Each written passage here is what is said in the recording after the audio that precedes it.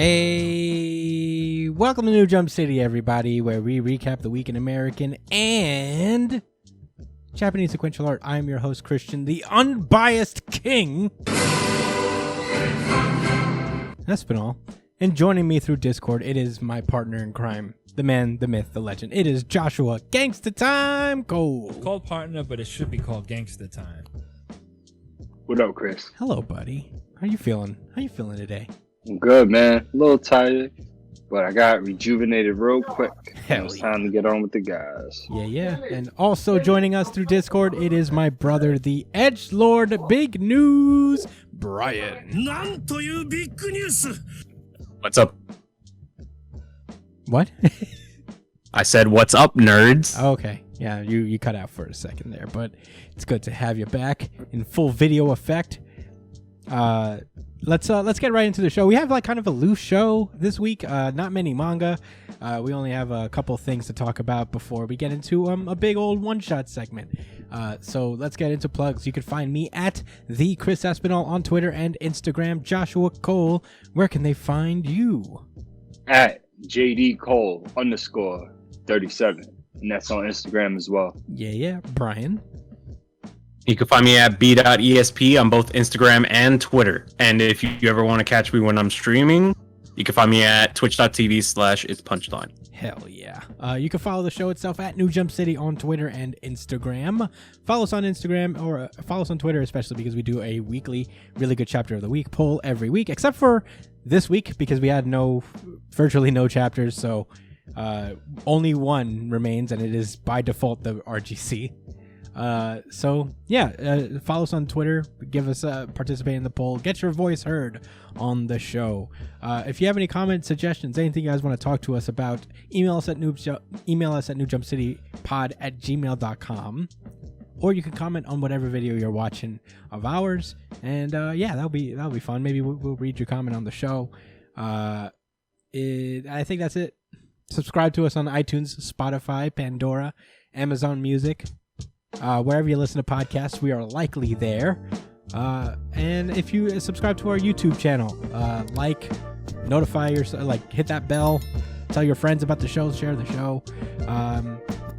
That's it. Without further ado, let's get into the show. We are foregoing the randomizer and starting with World Trigger. This is World Trigger Chapter 207, The Away Mission Test Part 5. A full 40 pages of manga. Wrong sound, but that's still majestic as hell.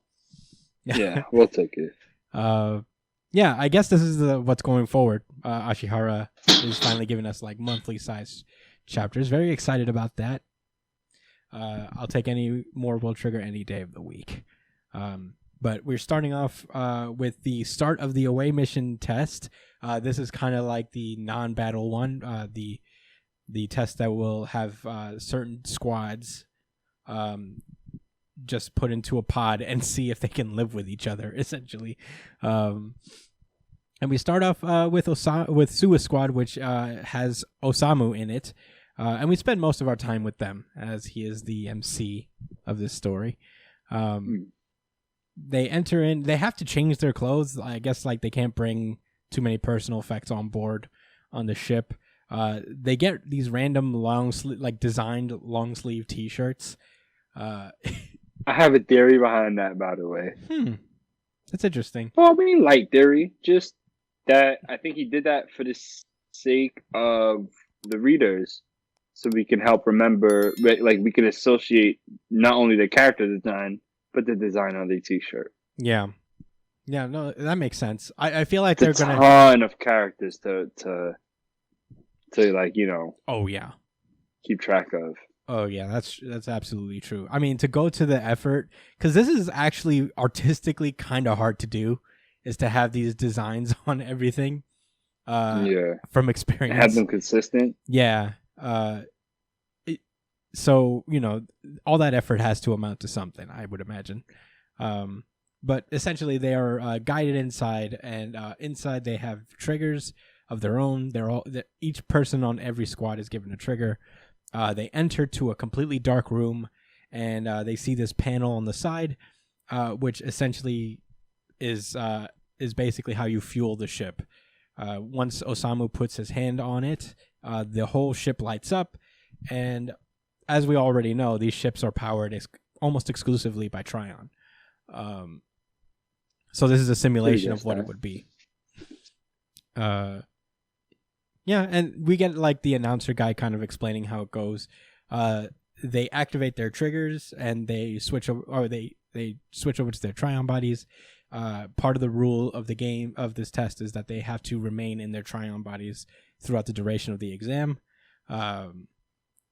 They get these laptops as well, that we learn later that is that's where captains get their orders from the top, and they are to relay them to their squad mates. Before the test can begin, every captain has to kind of explain their methodology for choosing their team. And yeah, it's a lot going on. I guess I'll try to simplify it as best I can. Utagawa squad he put his team together based on mobility and long-term combat. All his squad mates are more accustomed to doing that, with Yuma being able to run around, and Tomo doing the same. Just mobile, strong fighters that can last long in a fight. OG also, I think a lot of these people kind of thought of mobility because OG squad kind of says something along those same lines, whereas he just wanted people who can run and use swords. So, stuff like that. Yeah, Kakizaki picked his squad. Basically, he wanted people who are more experienced in A-rank battles because he assumes that there's going to be A-rank agents participating in the second phase of the exam. And pretty slick. Yeah. Inukai and Kagiura both used to be A-rank squads. So, it's a good way to go. And what's her name? The child prodigy herself that's going to become the new greatest agent of World Trigger. I mean, we haven't even got there yet. Oh my god! Yeah. You couldn't wait. You could not wait. Korai. You couldn't wait to get to what's her face. I don't even remember her name. Why do you fix it? No, I was gonna make a strong point. Come on, man. Where are you? Well, look. The point is, all right. She's directly learning from her captain, which is Yuba, right? And he was previously in A rank as well, wasn't he? Yeah. I mean, she's not on his squad. Yeah, she is. Not right now. Yeah. But I'm saying she learns directly from him. Oh, geez. You know what I'm saying? That's her squad mate. So I guess while the other two have direct, I guess A rank experience, she also has it indirectly. Yeah. Just thought that was pretty clever. Okay. What was kind of weird was the fact that he picked Ikoma. Oh no, we're talking about Kaki's OG squad. Oh, you're talking about OG. Yeah. Oh, okay, yeah, he did have Ikoma. Ikoma's very strong, so I think. Oh, you know what? I definitely. Yeah. That's the squad I was talking about. Oh yeah. No, he is strong, but don't they got beef? No. They just fought in a rank war, but they don't have beef. Yeah, you're right. It's Kagiura and Inukai who have beef, apparently. Because Kagiura hates Inukai. It's kind of funny. But yeah, he's the one who wanted Kagiura and Inukai because they both have experience on A rank. Kitazo didn't really have a plan because I think he picked close to last in every part of the lottery. So he was just kind of at the mercy of that. So his concept was like, I think we got a decent balance. And he basically got all of the 16-year-olds for the most part. And that was basically his most strong through line. The only problem is that, well, I remember Hana. She's on Katori's squad. She's the operator from Katori's squad. Yeah. But he also got two of completely conflicting personalities to Kikuchi Hara, who's kind of bummed that he's there. Yeah, he can't believe that was his. You know what I'm saying? Yeah. That even though, as he said, he's at the mercy of the draft. Come on, man. You can put a little bit more thought into just the age range, but hey, you got an A rank agent.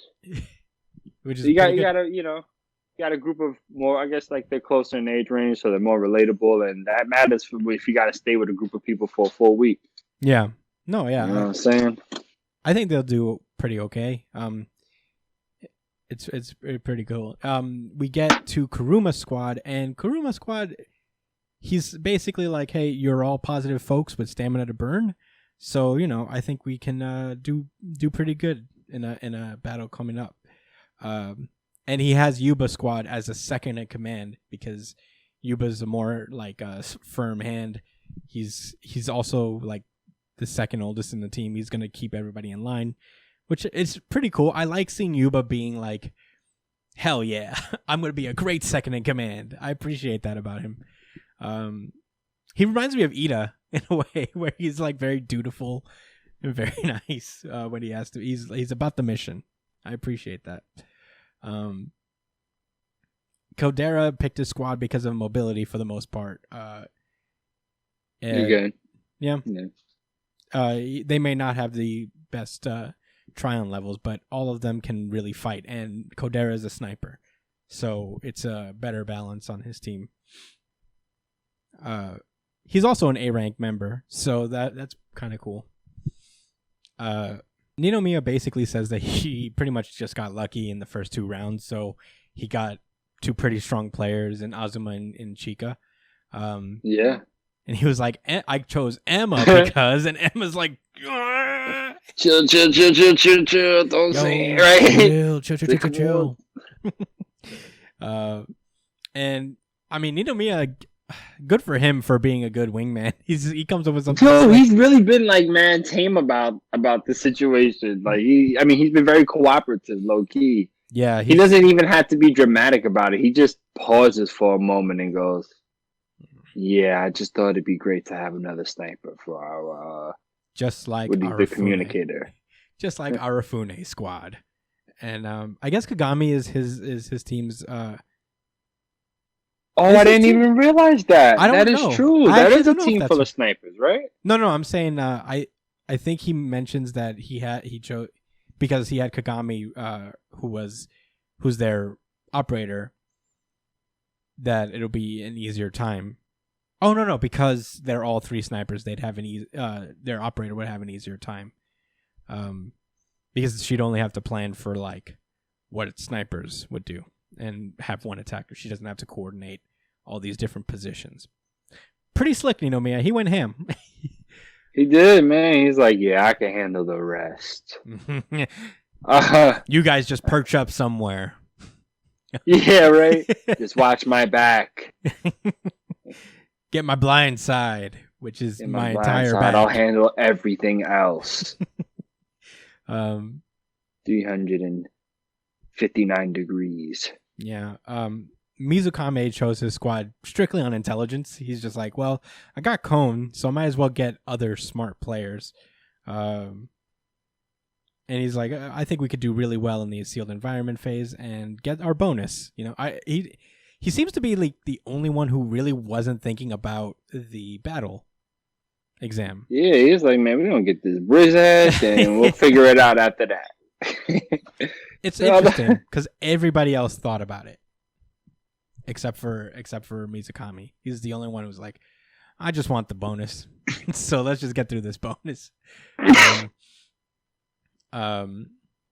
And Murakami, he's like, man, I picked whoever thought it was best in the moment. I didn't really put too much thought into the future, but I figured since Hiyami's here, she'll pretty much figure it out for us. She's a capable operator. And he's like, I've never played the role of captain before, so I've subconsciously wound up picking up a bunch of solid second in commands. And that was true, man. Look at them. Yeah.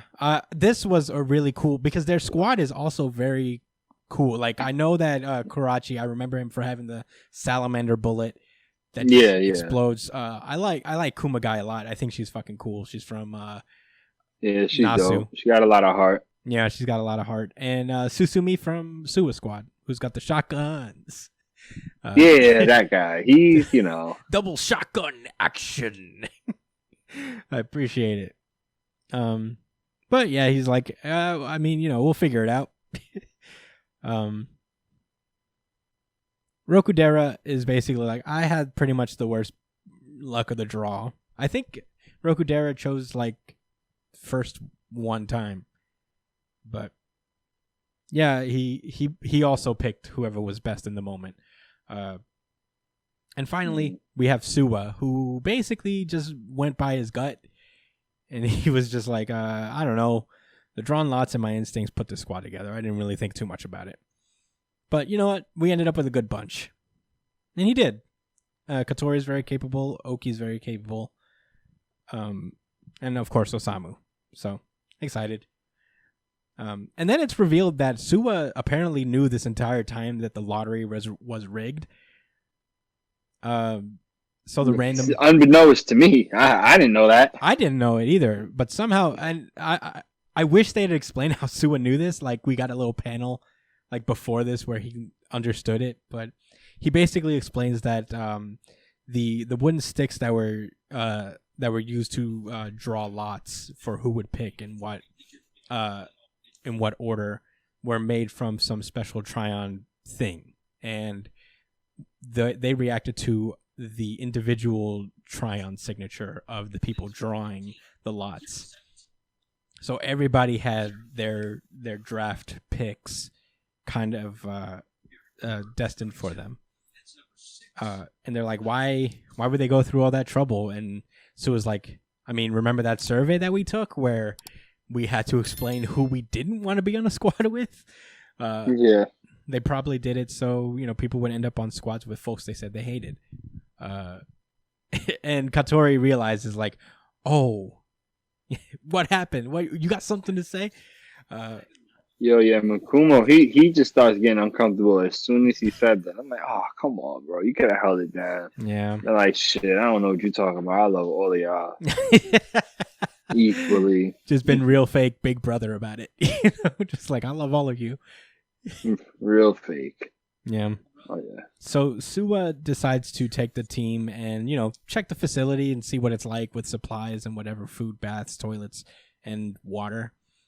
And it turns out we cut over to the monitor room where individual A-rank members are watching each one of these squads. Or I think like maybe squads of 2 are watching each pod.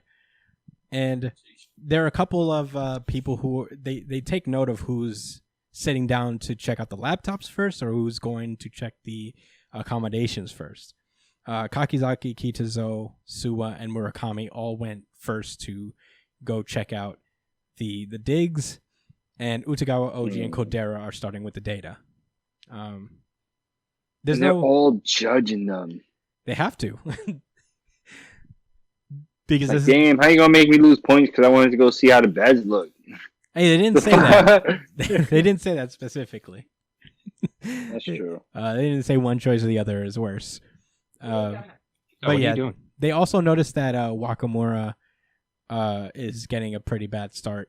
But they're like, I don't know. He's checking the files. And they explain the system behind the laptops is that the captain gets the orders, and they have to share the orders with everybody else. We cut over to... we're still with Wakamura. And he realizes that that Hughes can't read the rules because, of course, he's a neighbor, but to everybody else, he's from Canada. So... they basically I really like this scene first of all because like Rokudera's like, oh, you can't read it, right? Hey, can one of you volunteer to read the rules to Hughes? And they're like, wait, how do you understand us if you can't read Japanese? Yeah. And he's like, well, because of my Tryon based I only understand you guys by interacting with the Tryon based data in your voices. Basically our Tryon bodies translate to each other. And they're like, whoa, you could do that? It's probably bullshit. I don't know. They don't confirm if this is a for real deal thing.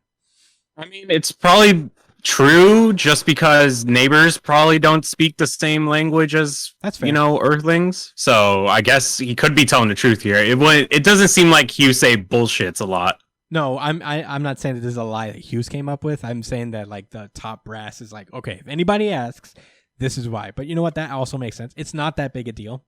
I was just thinking aloud is like, I wonder if that's a real thing, but that totally makes sense. But yeah, they're basically like, hey, so wait, when you don't have your Trion body, does that mean you can't understand us? And Hughes is like, yes, that is the case. But I do have my horns, which works as a Trion body, so I can understand you guys fine. That should be fine either way.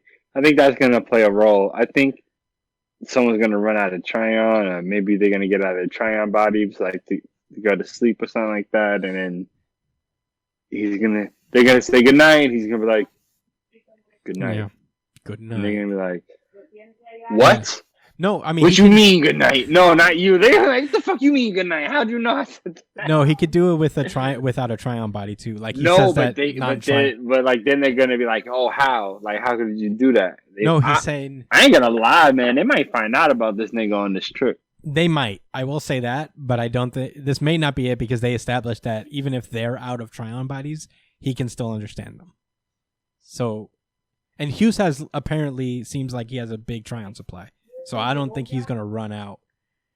Well, okay, they're gonna address like some of the rules, and then I'll try to remember and bring this up again. Right. Or what I'm talking about. This is the moment I like that I was talking about. I know this is the Yakoma squad operator. She asks like, how'd you know that Hughes can't read Japanese? And he's like, well, Samu called me yesterday and explained to us how Hughes was not raised in Japan.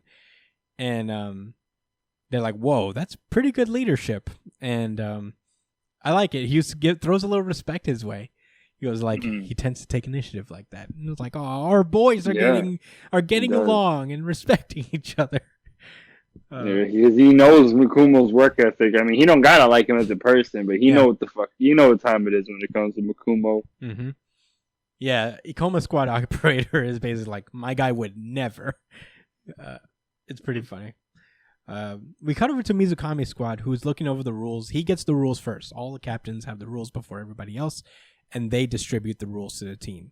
So he's reading about the battle simulation assignment rules, and he deletes it before sending it to his squad, which is like, whoa, sus. Sus AF. Yeah, and he's been moving real weird. Yeah, and the number 2 squad takes notice of it. They're like, "Oh shit, Mizukami deleted the rules." The yo, I think he's the only one who did it too. And he explains that the operator explains that like, well, it's entirely possible that not sharing every last bit of data will give a leader more control over that of their underlings. That said, how audacious of him. And yeah, basically, I like the way he did that. By the way, just loving the small things. How it went. He showed her natural thought process that leads her into saying that out loud. Yeah, which is natural. That is how it occurs. I don't know. I just thought that was really well executed. Yeah, no, that's like a little subtle. Am I being extra right now? No. I know what you mean. I know exactly what you mean. It's just like, a lot of the time, it's funny with shonen manga where they're just like, this guy, and with no context. Yeah. But like, World Trigger is heavily detailed like that. You got to appreciate the little things about it. So we cut over to Rindo, who's also looking over, and the Tamakoma one girl. I forget her name. It's been so long for World Trigger. I know she's the Axe girl. From operator, right? That's their operator, but the girl next to her. Yeah. I feel like I should know her name, but I don't. I feel really ashamed. Brian, you got this. She's cool. She's cool. She's Axe girl. Yeah. Axe girl. She turns up. Yeah, and she's basically like, wow, this isn't really feeling like a test, huh? And it turns out everybody's doing about the same. Everybody's doing okay. No one's doing overly better than everybody else. And Jin comments is like, that's because there hasn't been a real measure to their weakness. Talking about Konami? Konami, damn it. Thank you, Brian. I should know this. I feel ashamed. I apologize.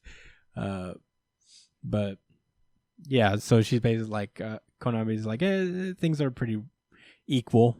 and just like, we'll see when the teamwork's really going to be tested when a squad starts taking the lead. And that's where the chapter ends.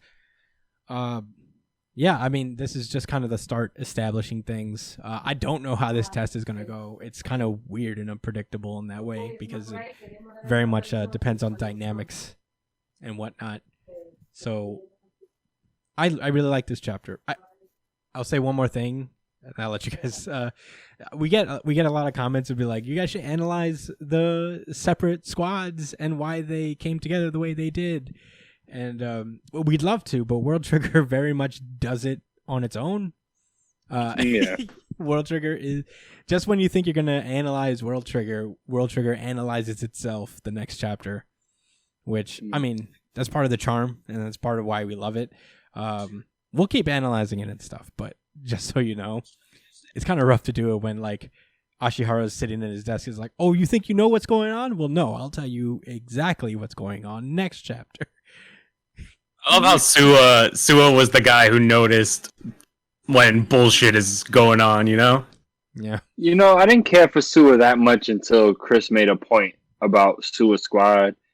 And I remember reacting like, I guess they're okay. I just kept thinking about it. I kept seeing them, and I was like, you know what? These are some cool motherfuckers. Because these are the savvy guys. You know what I'm saying? Yeah. These are the guys. These are the thinkers. They just don't. They're just not presented that way. Which is cool. Yeah. I mean, I like. There was a point I wanted to make earlier, right? So, in part of the rules, they said that they had to keep their try-on body on from 9 a.m. to 9 p.m. Mm-hmm. Now, it didn't specifically imply that they weren't allowed to keep it on past those times, right? So, I guess maybe you could say Hyusei would be able to keep his try-on body for all day, all night, right? But I do believe that he went out of their way to like make a point of that, for Hyusei. And like I said, I think maybe he's gonna trip up or something, and they're gonna remember that. Yeah, because he was explaining to them, and that is something that's unique to Hyusei. Yeah, right. Because obviously they haven't seen that before, so I think they're gonna be really keyed in. And I mean, even aside from that, from him being a suspicious person in the first place. He's gonna be in a little in a small confined area with 3 other people for a whole entire week. Yeah, they're gonna get to know each other, man. Oh yeah, one way or another, whether they want to or not. Is it a week? I don't remember how long this part of the test believe so. I believe so. Well, yeah, okay. See. If that's the case, because I thought it was kind of like a day or two. But if that's the case, if it's like several days, then yes, Hughes will more than likely slip up in front of his squad, which will make the dynamic interesting going forward. Even because I think word will just get around, and maybe Hughes will probably change some misconceptions that people have about neighbors. It's a week. Okay. Yeah. Thanks. Wow. Yeah. Something's gonna happen with Hughes. I don't see it happening the other way. That's I think it's just kind of one of those things that you feel like, well, if it doesn't happen, it's almost weird. Isn't this the opportunity?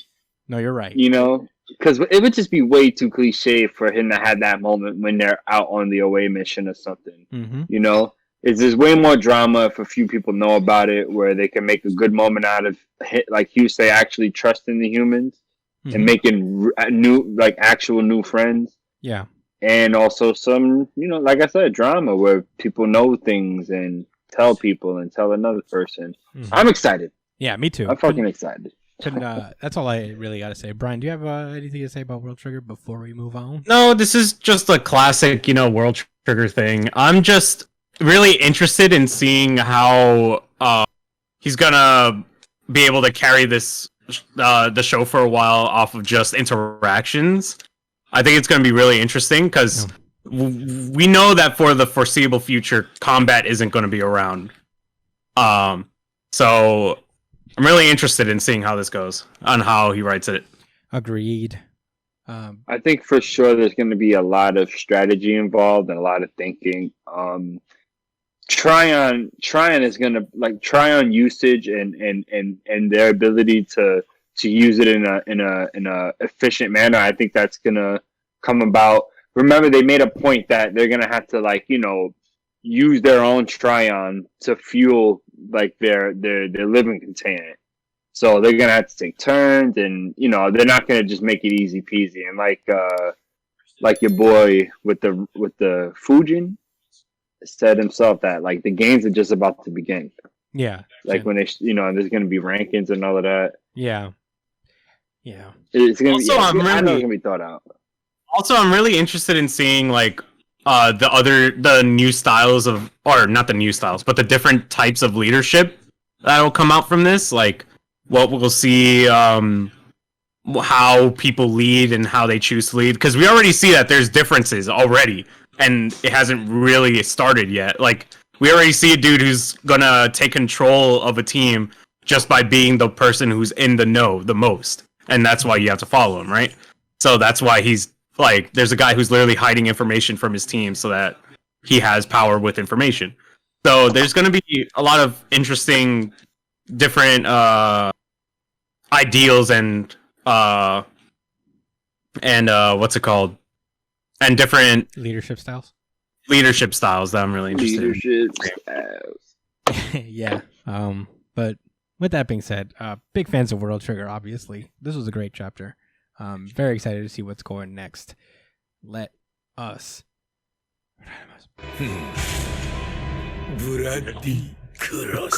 Randomized. Sorry. You said sorry.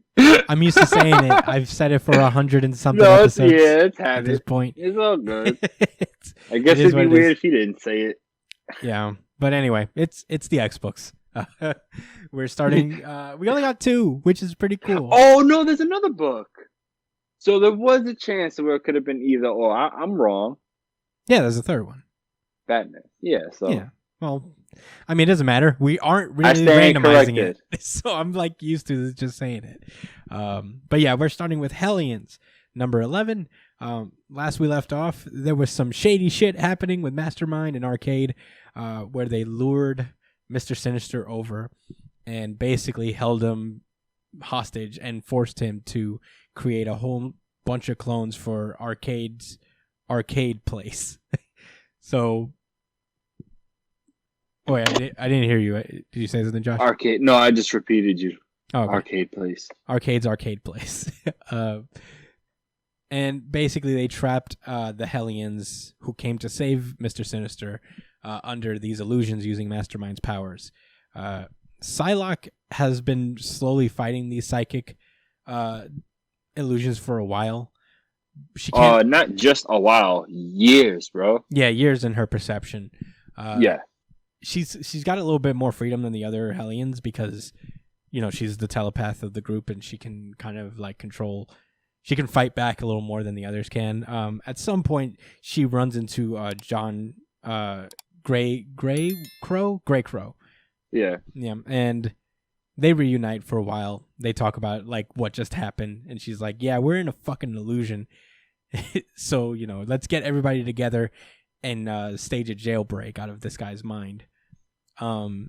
Meanwhile, in the outside world, Mr. Sinister is working on the clone technology that he promised Arcade. And I wish they had, I get it. I get what they're trying to do here with Sinister, but I wish they kind of had it just for easy reading's sake, because in the last issue, they pulled out a lot of Mr. Sinister's teeth. So he's talking weird because of it. And they really, write it out. Yeah, it was... I get it, and almost to the point that it was a little annoying. Well, it was just hard to read. It was a little annoying, annoying to read. Because I was just I get it, man. His teeth is fucked up. You could have done it. Funny. You should have just done it for 1 or 2, and then we get the point. It's just you just do it regular so I can read this thing well. But yeah, he's just out here where are my centrifuges? And he's complaining he needs the technology and all that.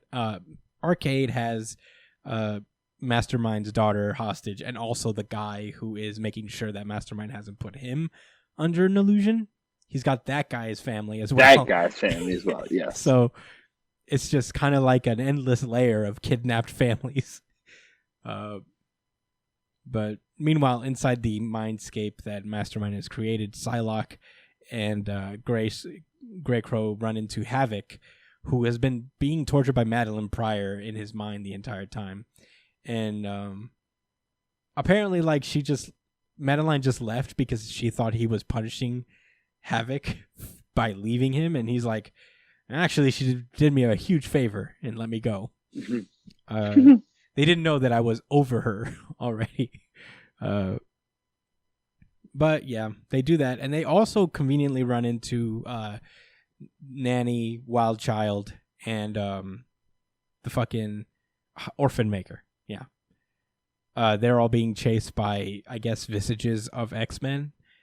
Yeah, just a short recap, guys. Wild Child's so Arcade put them in a dream fantasy, right? And at first it was like some happy shit, and then it turned into a nightmare. And remember, Wild Child's like he walked into the field while Wolverine and Sabretooth was fighting, and they was like, "Oh nah, we gotta get up out of here, man. Wild Child's a bad man.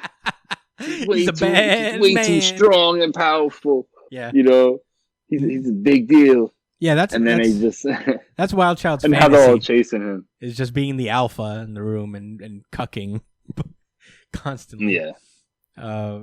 But in any case, yeah, they're all running from the vestiges of the X-Men, fighting them off. And Psylocke is like, oh, cool. I found a little weakness in his psychic thing, because Mastermind's having a hard trouble. Like, the more of them come together, the harder it is for him to maintain the illusion. So now that they're all together, it just, I guess, becomes kind of unsustainable, and she's able to just like burst through and leaves behind just like an evil version of herself for them to also face. So that's what's happening. Meanwhile, on the outside world, Mastermind's like, yo, she got out, and right in that moment, Psylocke karate chops through the fucking door, karate kicks through the door, high flying kick. It was pretty dope. And this girl that like works for Arcade, she comes up like she's gonna do something. Yeah, right. She comes in like, go back into your cage, dog. And immediately Psylocke anime style slashes straight through her. Like Roronoa Zoro on this shit. Just went through her. No problem. Yeah. Yeah. And just like she opened that door. I think that door gave her more of an issue than she did. For real.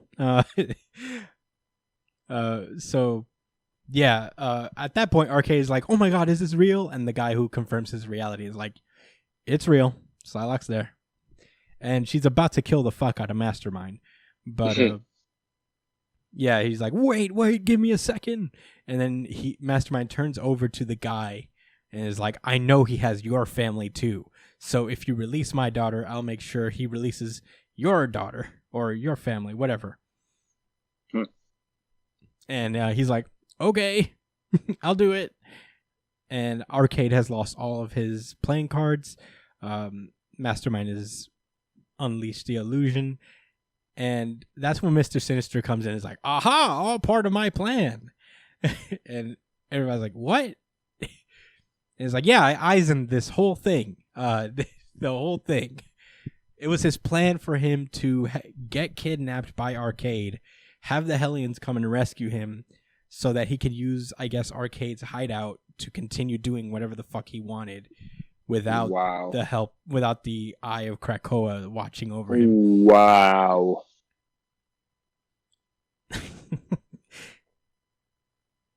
I don't know how it didn't occur to me. Because it's hard to read. The whole time he's reading it like with the shrush.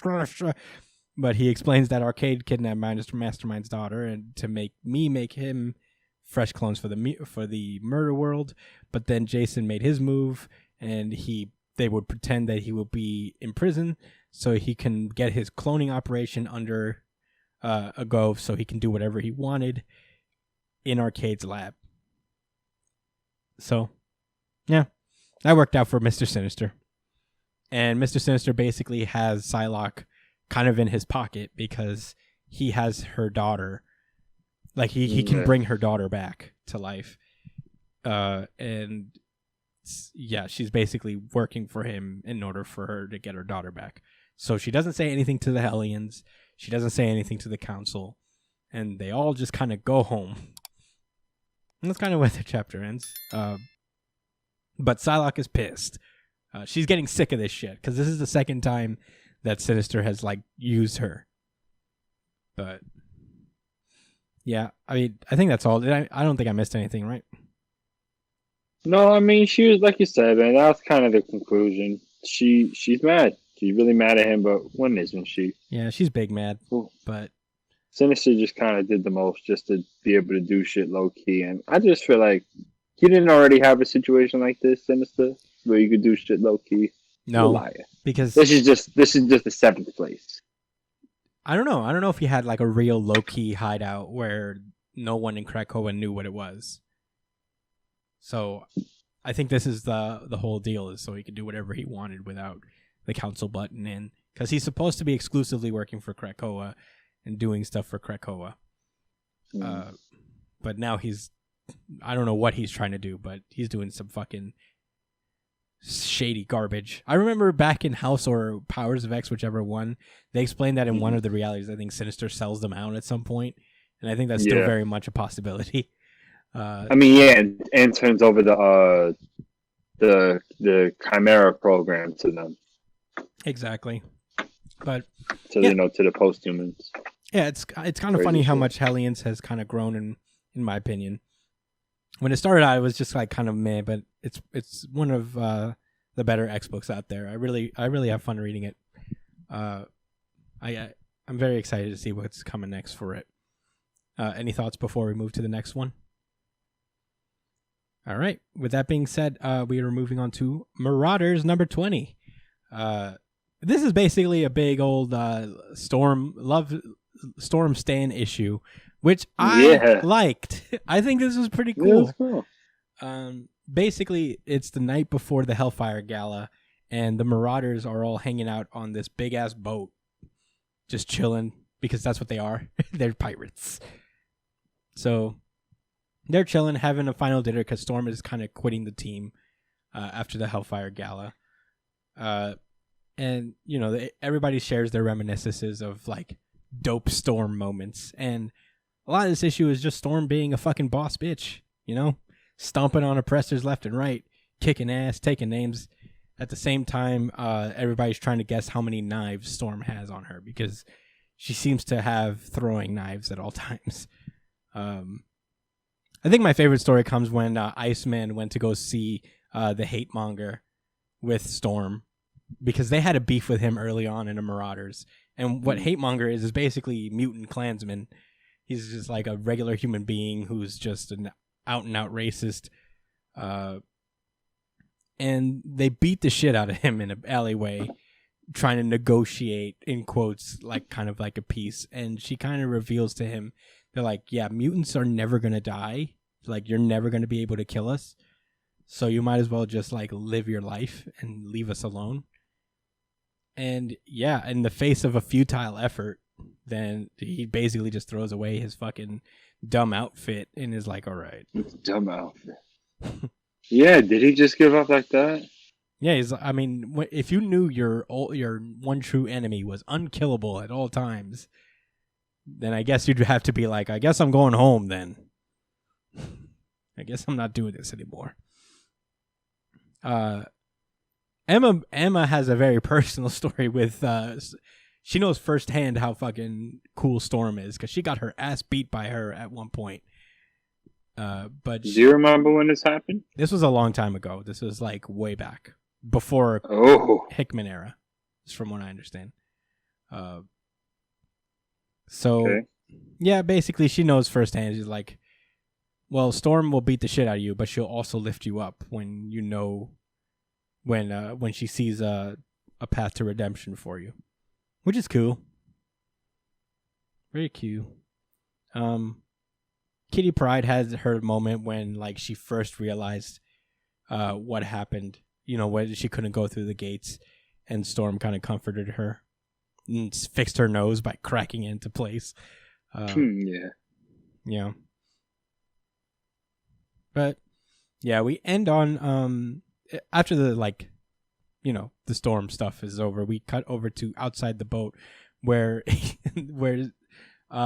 Sebastian Shaw is just chilling it by himself. He's not with the Marauders. Out of here, man. They probably don't want that nigga there anyway. I mean, yeah, I don't think they want to be in each other's presence, really, but no one told him to go sit in his wheelchair on the back of the boat. yeah, these vicious waters. Yeah, he's basically like, well, you know, the Hellfire Gala is almost here, and I should be happy for mutantdom, but you know what? I have not been happy for years because I just wish she was here for me. Lord Chantel. I don't know who that is. Brian, could you please look up Lord Chantel? It's Lourdes? Yeah, Lourdes. It's Lourdes. Chantel.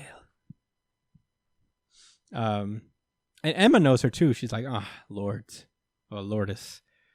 And for whatever Lourdes was a mutant teleporter and the lover of the supervillain Sebastian Shaw. Ooh, yeah. I mean, I guess we could refer. She was a short-range teleporter, not like Nightcrawler, I guess. So she can't really like fucking go all over the place. I guess she died at some point, and Sebastian's just like, she did. I miss my girl. What, a Sentinel killed her? Yeah, I don't know. Yeah, Sentinel killed her. Oh. Financed by Buckman. Buckman? Which led Shaw to take over the Hellfire Club. Oh well. I guess he didn't lose everything after that, but yeah, I hope they bring her back. I mean, everybody seems to like her, despite her affiliation with Sebastian. But yeah, he's like, okay, I have an idea. One I will bring to the council along with the Hellfire Expedition proposal. And he basically asks for Frost's support in whatever his like plan is related to, I guess, Lourdes. Yeah. And next, I guess the next time we see the Marauders, it'll be the Hellfire Gala. I like this issue a lot. I mean, Storm is one of the OG X-Men characters I grew up with. You know, with the animated series back in the day. I used to watch that shit all the time. For sure. And it was always dope when she came on the scene. Yeah, and she's like one of the few Marvel characters who's just an absolute fucking unit in any battlefield. Like Marvel universe wide, not just amongst the X-Men. So it's good to see her. Yeah, period. Like she always puts in a lot of work. It's good to see her get her little shine. I appreciated that, and the stuff at the end with Emma Frost and Sebastian was especially interested. I don't know what this Hellfire Gala is gonna be like. I don't know what I could expect from it. I know that the Verendi kids will probably do something reckless because I think they'll probably be the main villain of that arc. But yeah, I mean, I'm excited for it. I think it's a different kind of story. Yeah, I think it's going to because a lot of things are going to change after the Hellfire Gala when it comes to like writing staffs for the X-Men. Like Hickman's leaving the main X-Men title, and he's writing something else. Jerry Duggan's taking over for him on X-Men. So yeah, I wonder what's going to prompt that much change. I'm very intrigued, but that's all I got to say about the Expo. So good pair. Do you want to say anything before we move on, Josh? Yeah, there was something mentioned about how big a deal, like, I guess the Hellfire Gala would be. I think they're going to be making a lot of big moves. For real. Yeah. And like it's not going to just be this, like, I don't know what I thought it was. I really thought it was just going to be this, like, really pretentious issue. But like you said, it's crossing over into, like, all of the different books. So yeah, this is damn near an event. It is an event, essentially. Shit is gonna get, man. I hope Hickman gets real uppity, real uppity. Yeah, like if we get some real good rich people Hickman dialogue. Oh like, my god! And scientist. Someone call somebody Philistine once, maybe. Philistine. I don't know. That just seems like his vibe. I appreciate it when Hickman gets. Quaint. Yeah, when Hickman gets like condescending Like he makes. Yes, there you go. That shit. He's the only one I'll take it from, man. Yeah, he's not the best. Mendes. He's the best. I need Hickman to get all the way up his own ass the same way Bendis does. Yeah, it's entertaining. Please. It's like reading like fine literature sometimes, where it's like this is how old English people talk. Yeah. This is just translated into some modern postmodern English. Shakespearean something like that. For real. This is basically what they were saying back then to each other. Yeah. It's translated now. Yeah, for real. How eloquent. Yes. Great. But you guys ready to move on? Yeah, man. Alrighty. It's time to randomize. I'm giving you 5 seconds to get your big boot ass on the floor. Batman.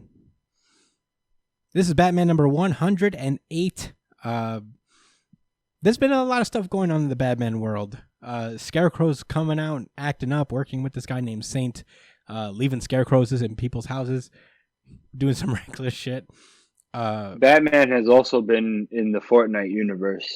Yes. As of right now, and they've got a little series that's out. Yeah, that's happening as well. And it's canon. Oh, do we have to get it? Should I get it? I think it came out already, no? I want to. Yeah, but only the first issue. I'll grab it, and maybe we'll talk about it next week. But in any case, yeah, a lot of stuff is going on.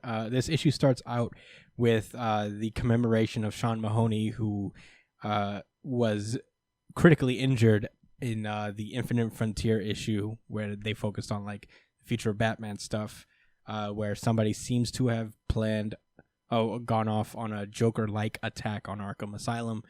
Sean Mahoney got caught up in it, and I guess they're commemorating him because he did save a few people at the price of losing his legs. And at the same time, Saint is there, but also looking up is Scarecrow just on a rooftop. Nobody notices this giant menacing figure. It's kind of funny, but it's also kind of badass that he's up there just like... Yeah, I thought he was looking at her. Yeah. No. I think it just looks that way. He's just skulking up there, man. He's like, what? He's like, why are you just watching? Yeah, no, I don't Barbara think that says first one was a genuine question for her detective work. I think it was out of disgust, why? Yeah, no.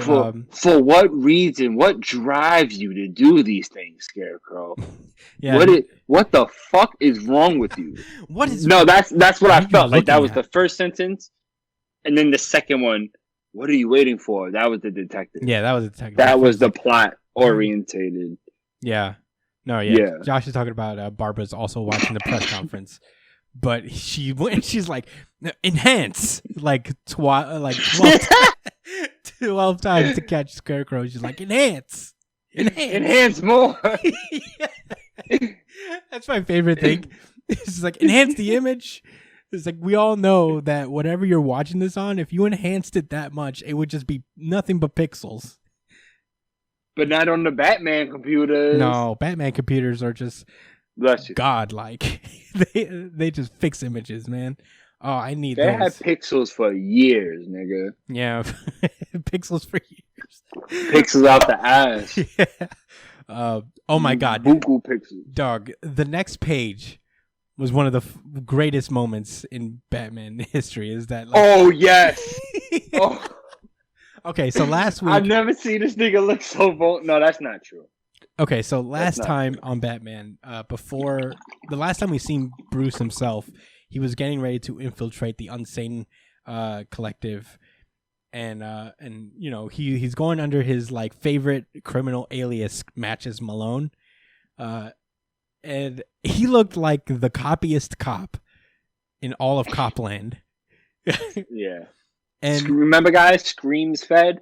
Yeah, Shrieks. Federal agent. Shrieks fed. And then the very next page, no foreplay, nothing. They're just like, he's a cop. And Bruce is on the floor holding his ribs like, ow! They They kick- beat me up. they kick Because the you gotta shit out stay of in character. Yeah, imagine that. That's probably got to be the worst part of undercover work. Is that you got to stay in character by getting your ass thoroughly whooped. Yeah, he's a cop, and Master Wise is like, well, he's not who he says he is, but that doesn't mean he's a cop. And the big guy's like, he's a fucking cop. Let me break his legs. Let me break his arms. So like, all right, relax. Oh, he's real thirsty for it. Hey, buddy, why don't you calm the fuck down? And what Master Wise notices that, like, well, he's not a cop because he has very high psychic training. He's very able to defend himself against psychic attacks. Brian, you wanted to say something? The guy who's really angry would be like, "Oh, I'm sorry, bro, but this guy just really reminds me of Batman for some reason." So I don't know what it is about this guy, but he fucking reminds me of Batman. Like, maybe it's his jawline. His jawline looks a lot like Batman. Yeah, I mean, but he's got the mustache. I don't think Batman got that though.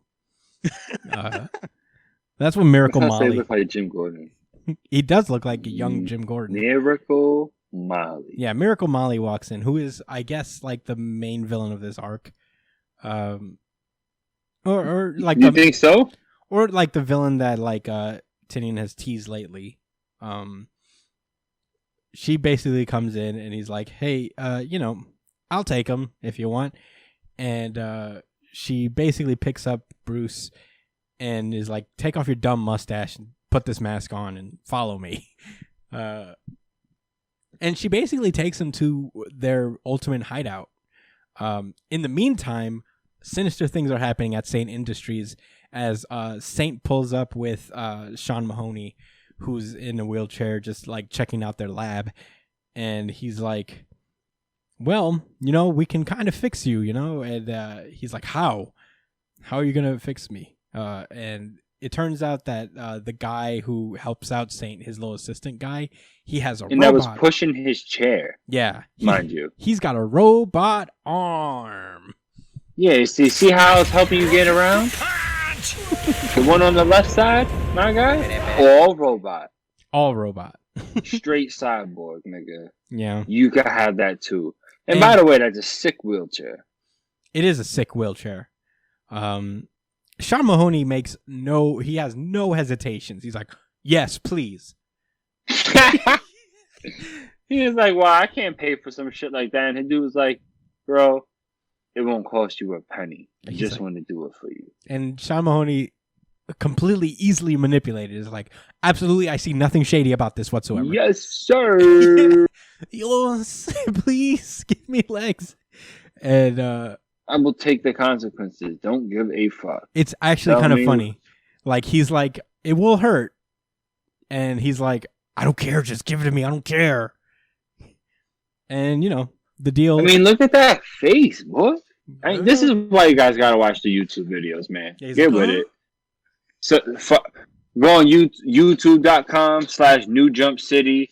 Hit subscribe and like. Yeah. in comments. Hell yeah. Yeah.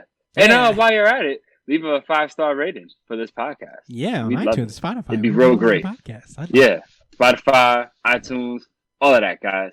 Oh, and also, don't forget to tell your friends to check us out. Hell yeah. Oh, hell dude. yeah, man. Let your boys know. Let your boys know that Batman's out here wilding for respect, looking like a whole fad. You got your boy smiling like somebody. I mean, you gotta see it for yourself. Yeah, for real, dude. You gotta see it for yourself, man. So He looks like somebody just told him he won $1 million. yeah, I mean, I don't know. I guess maybe I'm going in. I would be pretty excited if I was told I could get some robot I think so too. appendages. But he's like, he also explains that like the only thing I ask is that you have to be the first peacekeeper of my. You basically have to put on a robot suit and fuck shit up for me. And he's like, Yes. yeah, You need to become a cop, right? Quotations. Or a peace quotations yeah, squad. you need to be a hyper militarized police officer and do as I say because I gave you robot ability. I gave you Yeah, words like bitch. that.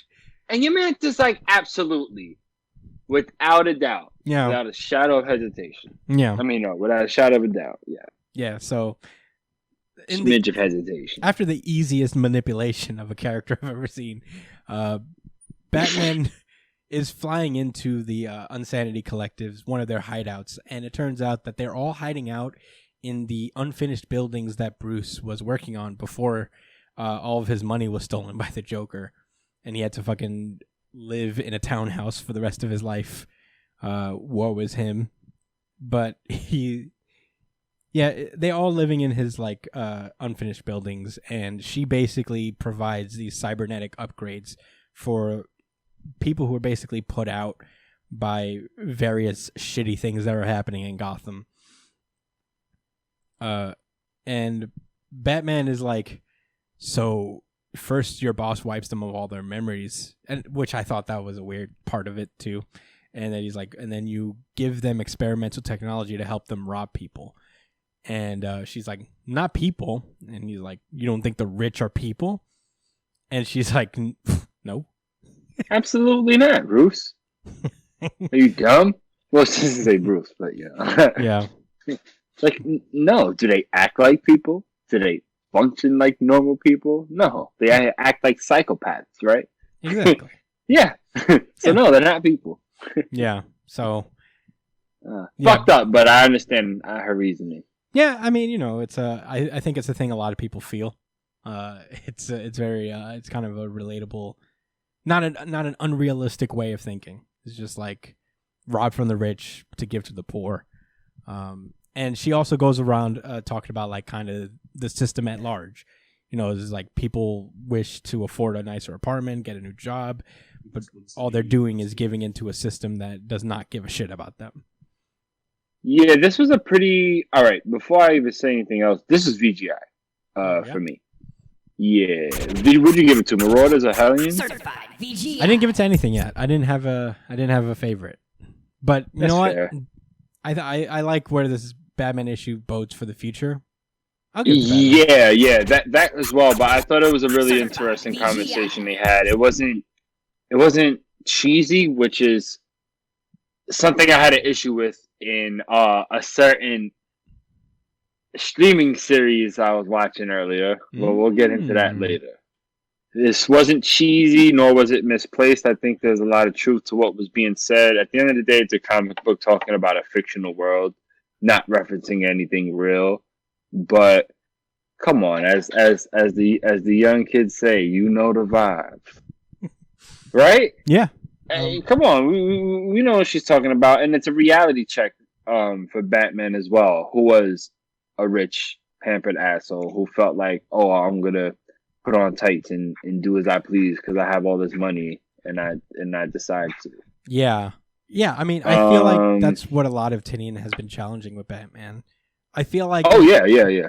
It's interesting. There's a very popular idea that like Batman, instead of being Batman, he could have just funneled his money into other resources to help the community at large without beating the shit at people at 3 a.m.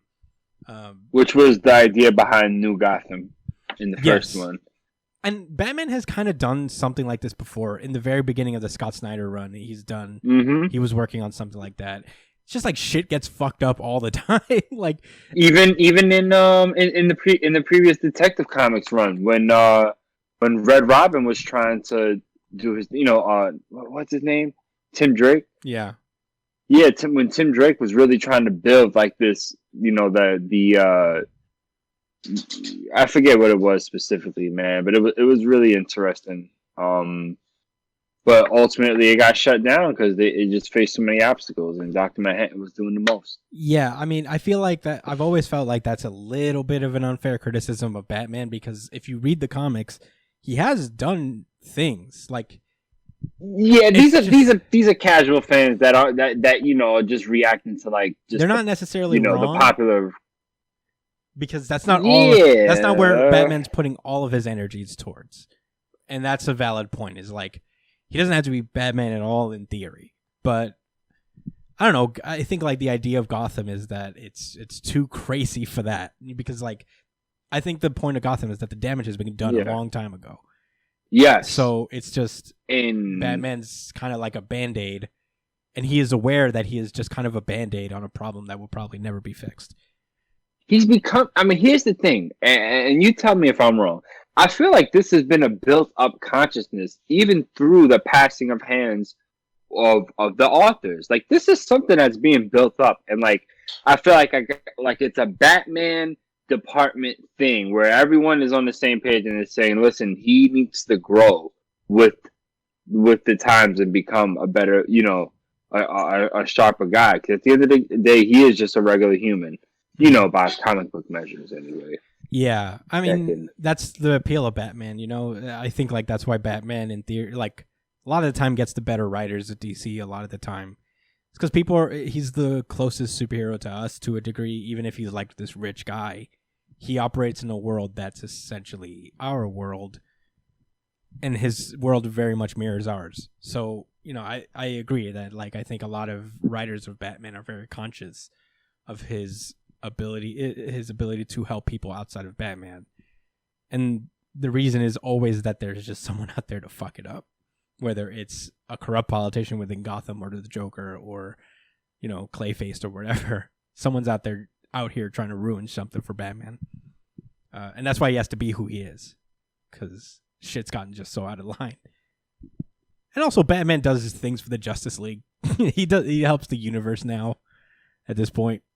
Yeah, all right, well, there's something I've kind of been thinking about where I remember I have a great, like, I ended up having a really great respect for Superman and what he represents when I realized what it was, him being just supposed to be this ordinary guy fighting against corruption, right?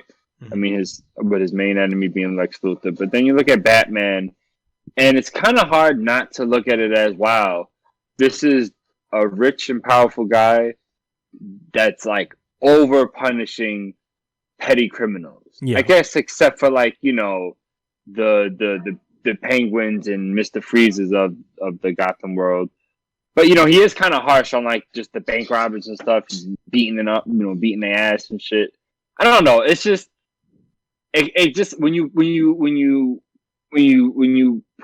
compare it to Superman, it makes Batman seem like a real piece of shit. But I don't personally believe that that's what Batman is about. You know what I'm saying? At the end of the day, he's a detective. And he's just trying to find out why people do the things they do. And he's hyper cynical. I don't think it ever was about a class system or anything like that. I think it was just a matter of, like, this is how things are. And this is how, they're going around dealing with it. Yeah. So I don't think it's as deep as what Superman maybe had intentions for. Well, I mean, it's people giving these oversimplified looks at these characters. Yeah. I mean, this is proof within the pudding at all, because Batman's not wilding out and beating the shit out of Miracle Molly and these random people that are living in his buildings. In fact, as much as we gave him shit for like dressing up like Matches Malone and trying to get into like the Insanity Collective, his first option was to understand them before wilding out and throwing batarangs into their eyeballs. So, I don't know. Yeah, I guess that I don't know how we got on this tangent, but I feel like this is a good conversation to have in terms of Batman. He's just not that same character that everyone's joking about. Yeah, and he hasn't been for the past 15 years, quite frankly, as far as I can remember. Yeah, no, I mean, as long as I've known him, comic version, he's been trying. He's a guy who's trying. Yeah, but that's all I gotta say about that. I guess we should move onward. Essentially, like, Molly figures out immediately that she's Batman. And he's like, "Whoa, you knew? How'd you know?" And she's like, "Well, we talked over the radio, so I kind of recognize your dumb voice when you do your dumb voice." Your dumb voice. And yeah, and she's like, and also what really gave it away is your reaction to like staring out of this wall-less fucking building several hundred stories up on Gotham, most people react a little differently from being like that high up, and you seem to think it's home. So I would say that you're probably Batman. And he's like, So she says, you came here for answers, so, I'll just tell you what you wanted. And Batman just asks her, is like, the Insanity Collective has been breaking its usual modus operandi, targeting owners of media companies based in Gotham. And she's basically like, we were given a tip and a list of assets, and we took the extra cash offered for the job. It was in line with our ethics at the time, and we just did it. It wasn't really, we were just hired. Because whoever hired them wanted to keep the media afraid, essentially. And Batman's like, I need to know who hired you. And that's when we cut to a splash page of Sean Mahoney getting zapped and getting his new legs installed as Saint, and Scarecrow are just looking beside them. Just like, I did not notice that the first time I fucking read this, bro. I noticed Saint. I was just like, yes, I didn't know. Yes, all right, I noticed Saint. Scarecrow. I did not notice Scarecrow in the window. He's just there, like, ooh. Scarecrow's just, his whole role is just lurking places. Mm-hmm. He's just posting He's in like the a back. mosquito. His favorite thing to do these days is just post in the back, watch what's going on, and just be creepy with his big fucking hat. Anonymous. All mastermindish. But look, I really think he's checking that out and like, wow, now that's some scary shit. Whoa. Yeah, I like that. That shit right there. Scarecrow's like, ooh, now that's scary. But that was. I can dig it, Mr. Saint Laurent. That was. I know it's not. I know that's not his name. No, it's cool, dude. That was Batman. I mean, obviously we got a lot of fodder to talk about out of this issue. James Tynion's doing pretty good with Batman. I've been enjoying his run. Weirdly enough, like the Joker War is the only thing I'm a bit iffy about, but even that was cool. But for the most part, he's been doing pretty great. Like like most people who come into Batman and start adding characters, they don't have like a high success rate like that. And the new characters that he's added, they're pretty cool. Yeah, I mean, with Punchline being obviously the best one of them all. Obviously, I mean, I went without saying. Punchline is obvious. That first issue, wow! What? I'm telling you, man, I bought it, and I'm gonna hold on to it for another 50 years. Watch, Dog. it's gonna be worth Oof. billions.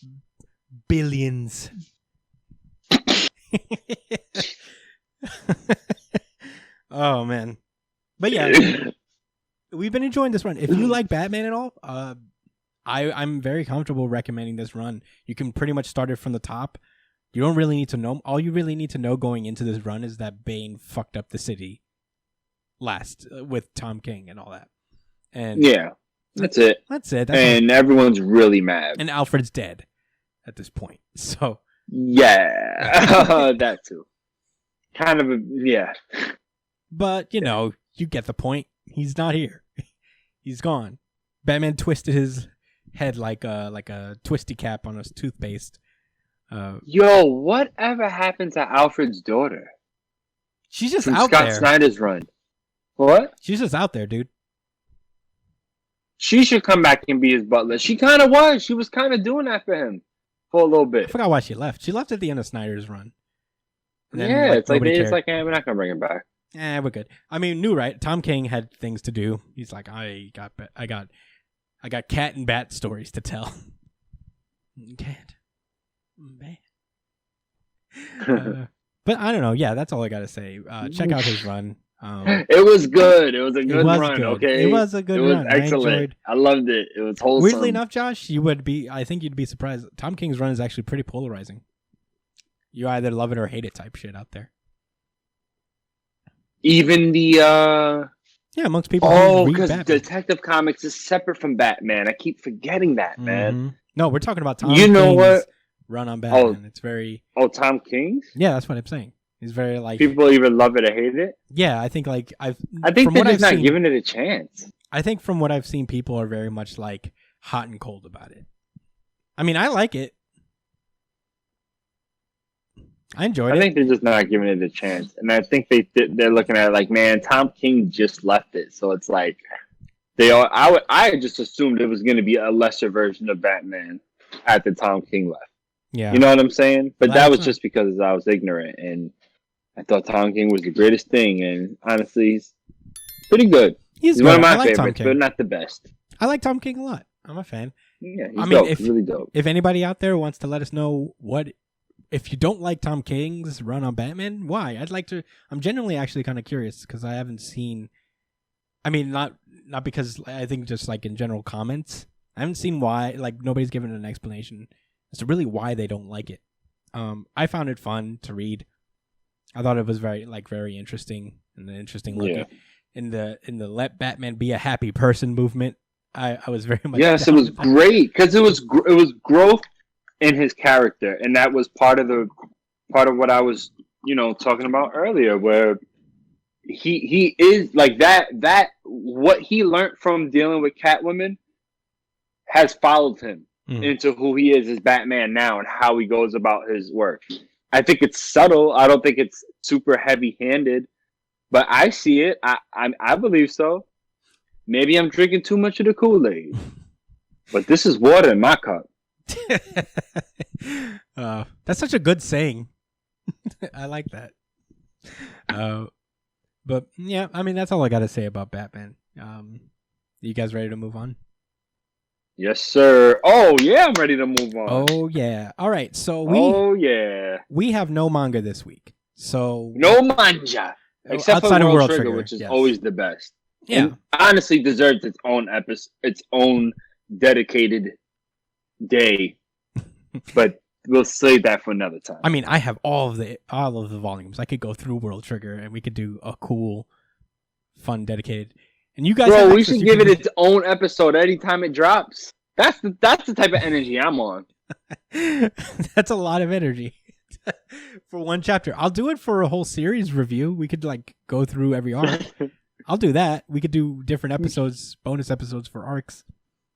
Maybe if people really want it. Yeah, I mean, if you want us to go through arc, I want to go back and read it. It's just that I read it like 3 fucking times waiting for it on hiatus. So I'm not really super thirsty to. In all honesty, I haven't read it. I haven't read it in like maybe a year, like all the way through.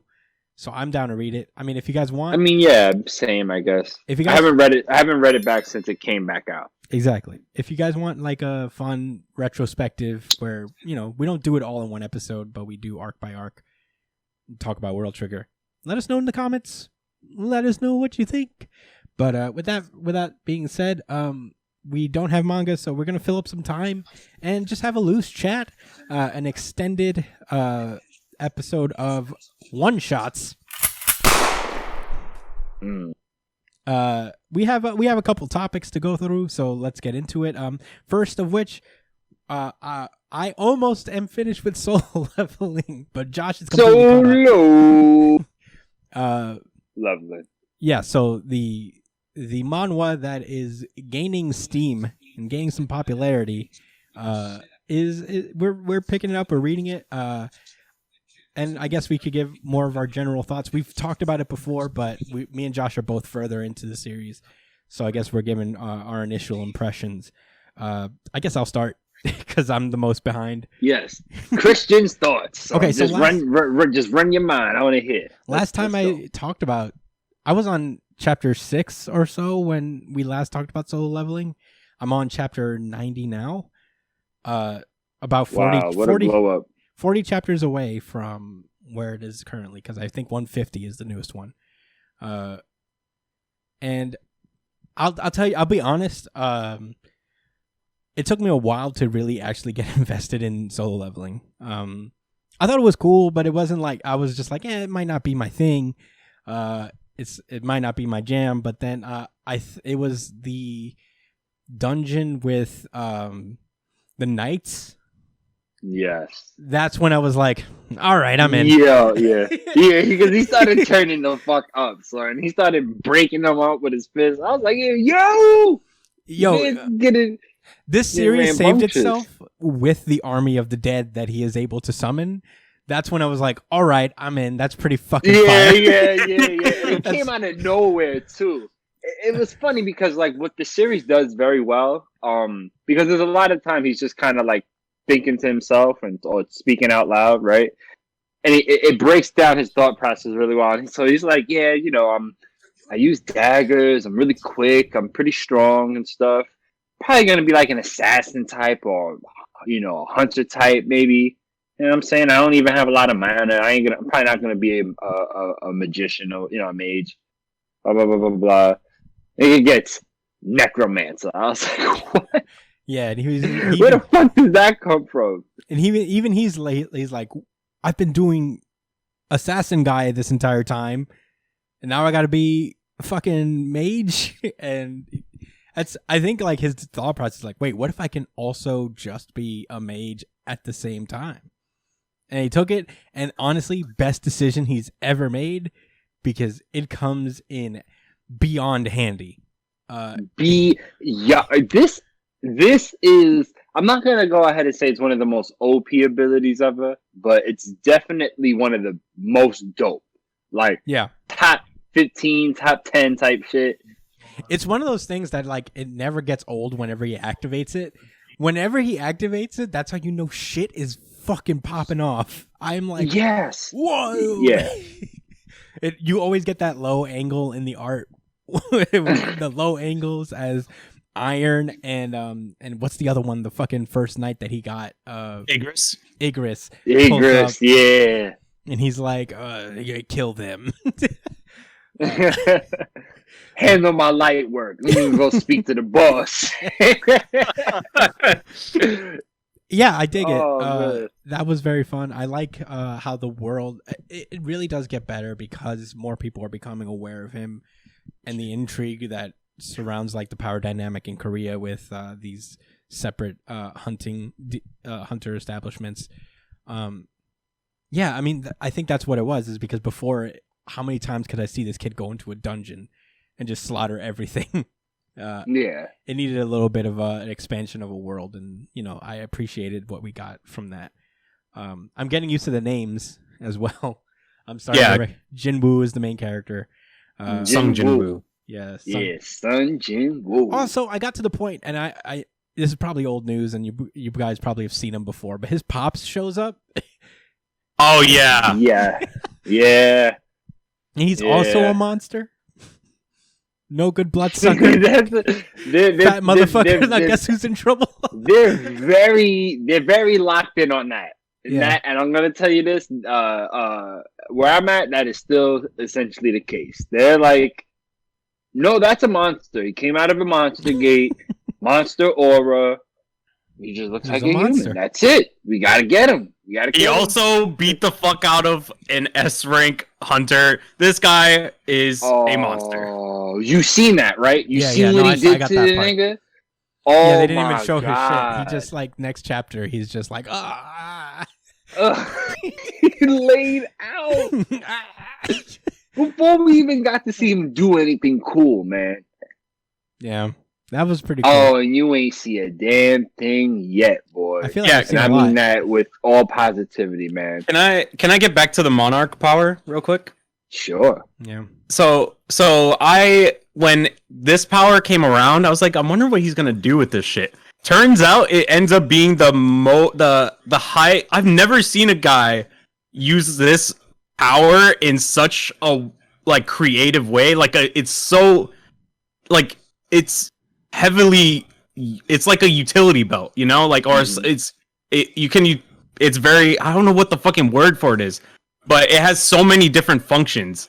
Like it can solve so many different problems for him. There's a lot of utility. Yeah, a lot of utility. There you go. That's what I was trying to say. As he levels it up, and honestly, that's one of the dopest part about the series is that it is like how we said this a lot of times before, but it's so much like a video game. But as he develops more skills, there's always that kind of thought in the back of your head, like, I wonder what the next stage of it is, because. It goes from a point where it shows, where it's just stats and they're showing number values to when he actually starts gaining skills. And as they level up, they evolve, it becomes more of what it is, of what it is, not just the add-on. You know what I mean? Or a simple 2 times the strength. So it kind of like gives you that promise, like, yeah, there is more to come. Oh yeah. And then that's aside the fact like of what they may throw in there that's new. You know what I'm saying? Maybe a new class, maybe who knows? You know what I'm saying? Yeah. And it's like other series, you just kind of hope and assume, like, yeah, things are he's probably gonna get some new powers or something. You know what I'm saying? With this, it's like, oh man, it's only a matter of time before he unlocks it and GG's everybody else. Yeah, I'm always like, I'm assuming that someone's gonna be stronger than him, like in the outside. Like one of these hunters is gonna be like, little boy, sit down, and then little boy. But all these S ranks among meeting him, they're like, well, shit. What is this guy? Well, damn, he's so strong. What's going without even seeing him fight? They'll look at him and just be like, yeah, none of the S ranks at this point. I don't even want to look at that nigga in his eyes. I don't even want to look in his direction. His glowing Let me purple just eyes. Shift. Yeah, but I'm fully invested now. I'm gonna catch up, I promise, and then I'll give you my real full thoughts. But that's all I gotta say right now. I think like it's very fun. It is super well drawn, and weirdly enough, gets better over time, as most manga does or manhwa. It's very cool. I'm very into it. To be honest, the art was part of the biggest reason why I got into this series in the first place. Just because it's like, I love Jujutsu Kaisen because it's like reading an anime, but this takes that to another level, in my opinion. Like, I know Jujutsu Kaisen when it comes to like the fluidity of motion and how people, how he draws certain positions, it makes it look like they're actually moving. But with this, like with the color and with how he angles the shots and how he paces the series, it feels so fucking. It's just, you could feel the effort coming from it. Like you could feel the passion, and you could see that this should be a fucking show. This has to be a fucking show. Like Crunchyroll, pick it the fuck up. You guys are looking into webtoons already. You got Tower of God. You got fucking God of High School. Get fucking Solo Leveling right the fuck now. This shit's gonna pop off if you make an anime on it. I think it's gonna come inevitably. I think like for manhwa specifically, I would imagine people hold back for a while just so it can get a lot under its belt, because anime comes out weekly no matter what. So I would imagine that they're taking their time and letting it expand. And this series is mostly action. You're gonna get through an episode. You're gonna get multiple chapters in one episode. So it's One Punch Man-esque without the. Yes, it's ostensibly, in terms of action, it's One Punch Man. You say that you say that this needs to build up a little bit more, but this manhwa is actually based off of a light novel, so this series is already finished. All right. Solo Leveling is already finished. This is just the manhwa, drawing it out. Well, so they have everything. They have everything they need. Guys, get to fucking work, bro, because you guys are gonna roll in fucking money once Solo Leveling becomes an anime. I swear to fucking God. Like, this series would appeal to so many people. Because Sung Jin-woo is such a fucking badass. He's actually just a big fucking walking Chad. Sung Jin-wooski is my favorite thing in the world. I don't even have words, man. Sung Jin-wooski. He doesn't lose. Oh my God. He's just such a fucking. He's the ultimate Chad. He's the ultimate Chad fucking beast in this series. I agree. Yeah. I agree. Yeah. So we'll talk more about Solo Leveling as it goes on. But you know what? Let's move on to our next topic for the sake of brevity. Falcon and the Winter Soldier. Oh yeah. Oh yeah. Okay, that's my piece. So, as I mentioned earlier, I finally started watching Falcon and Winter Soldier. I was like, I want to wait for the series to, if not get towards the end, finish, so I could binge watch, you know, a whole bunch of episodes, right? Mm-hmm. Turns out there's only 5. I think so. Yeah. We're real close to the end, but got a lot of thoughts. It's enjoyable. Similar to WandaVision in like the latter, like the latter half of the series. It really felt like I was watching a Marvel movie. You know, like there was times where I felt like, oh, this, you know, I forgot this was a TV show. Like it was that, you know, well done. The acting was great. The action scenes are really dope. There's so much action. Yeah. You know, it's incredible, actually. I'm actually very shocked at how like competently the action scenes are handled. Disney threw like it makes sense. Disney had to have thrown like so much money at these things to get everything. And it's not senseless fighting either, which is, I'm not gonna lie, like it really surprised me because even in some comics we get just filler fighting just to do certain stuff. Like I feel like every fight scene in Falcon and Winter Soldier has been has meant something, has a lasting effect, and there's a reason they did it. Yeah. Which I don't know. Like I don't know if that's if it's something to make a big deal out of, but you just can't say that for a lot of other. No, that's important. Every series. fight has meaning. You know. Though I will say, one thing that I didn't like about the fights was kind of like, I've already talked to Christian about this before, but I feel like whenever Falcon is on the ground just fist fighting people, I feel like it's just such a waste of his like actual like strengths, you know what I mean? Because I feel like the first scene when he's fucking doing all this air shit and he's dodging all that, that was my favorite scene in the entire show. Because it played to Falcon's strengths. It played to Falcon's strengths so well. Like you want to see Falcon do that shit, right? But then you put it on the ground and he's just trying to he just looks so stiff when he's punching and shit. It just doesn't look right, you know? It doesn't feel right. I've seen memes. And that's why I feel like Falcon Winter Soldier should have been them playing to both their strengths, you know? Like have Falcon, you know, always be like, well, not always be in the air, but be in the air doing fucking cool aerial shit, and then have Winter Soldier be the ground fighter dude, like the guy who takes on the fucking the weights on the ground or draws the attention. Yeah, like the guy who's the soldier. He's the fucking vibranium on.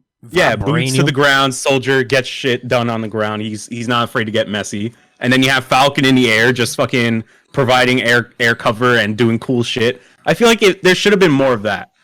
But I guess it's too much out of their budget, so I guess to have Falcon always be in the air. Yeah. Well, I don't know if you had wanted to like, you know, say anything to that, but I was cool with it, and I guess so cool to the point that I never even thought about it. I never looked at Falcon and was like, damn, man, I want you to fly more, because I thought the first fight scene, like you said, when he was doing all of that shit, it kind of told me, like, it kind of reminded me about the Falcon, because I ain't gonna hold you, bro. Going into this shit, like this series, I was thinking, like, man, this dude's a fucking lame. I don't even like Falcon in the comics. You know what I'm saying? Let alone in some fucking movie. And I ain't gonna hold you, man. I've never watched Captain America 2 all the way straight. Like, so I don't have that connection with him. You know what I'm saying, as a character, because that's where he came in at, right? Number 2. Winter Soldier. But, so I only seen him in the not Winter Soldier, in Civil War and, you know, the stuff that came after, and he was just kind of, you know, tertiary character at best. But no, that first fight scene really kind of just, I was like, oh, like this, like he got moves, man. This is showing what he can do. This is, and I know I crack a lot of jokes about it, but there is a place for non-powered heroes, or heroes that can move with finesse and get things done, that where you don't blow things up or have this epic fight that destroys fucking buildings and mountains. You know what I'm saying? Yeah. It makes sense. It makes sense in this Marvel world. There's a place, there's a niche for it, and he does it well, and it looked cool. Literally looked cool on the screen in action, him wilding for respect. Yeah. Now, as far as him being on the street with Bucky, I just looked at it like, they're trying to be a little realistic here as far as the plot goes. Like, they're gonna get into fist fights and what? You can't, like, I don't expect the Falcon, you know what I'm saying, a Marvel hero, someone that Steve wanted to pass the shield to potentially be Captain America, to shy away from his fist fight and not do whatever he can. You know what I'm saying? Yeah. Now, could they have maybe been a little bit more creative in how they went about it? Perhaps, but I personally believe that they're going to eventually have a Captain America movie where he is Captain America, or at least he is one of, like, a Captain America if they happen to go that route.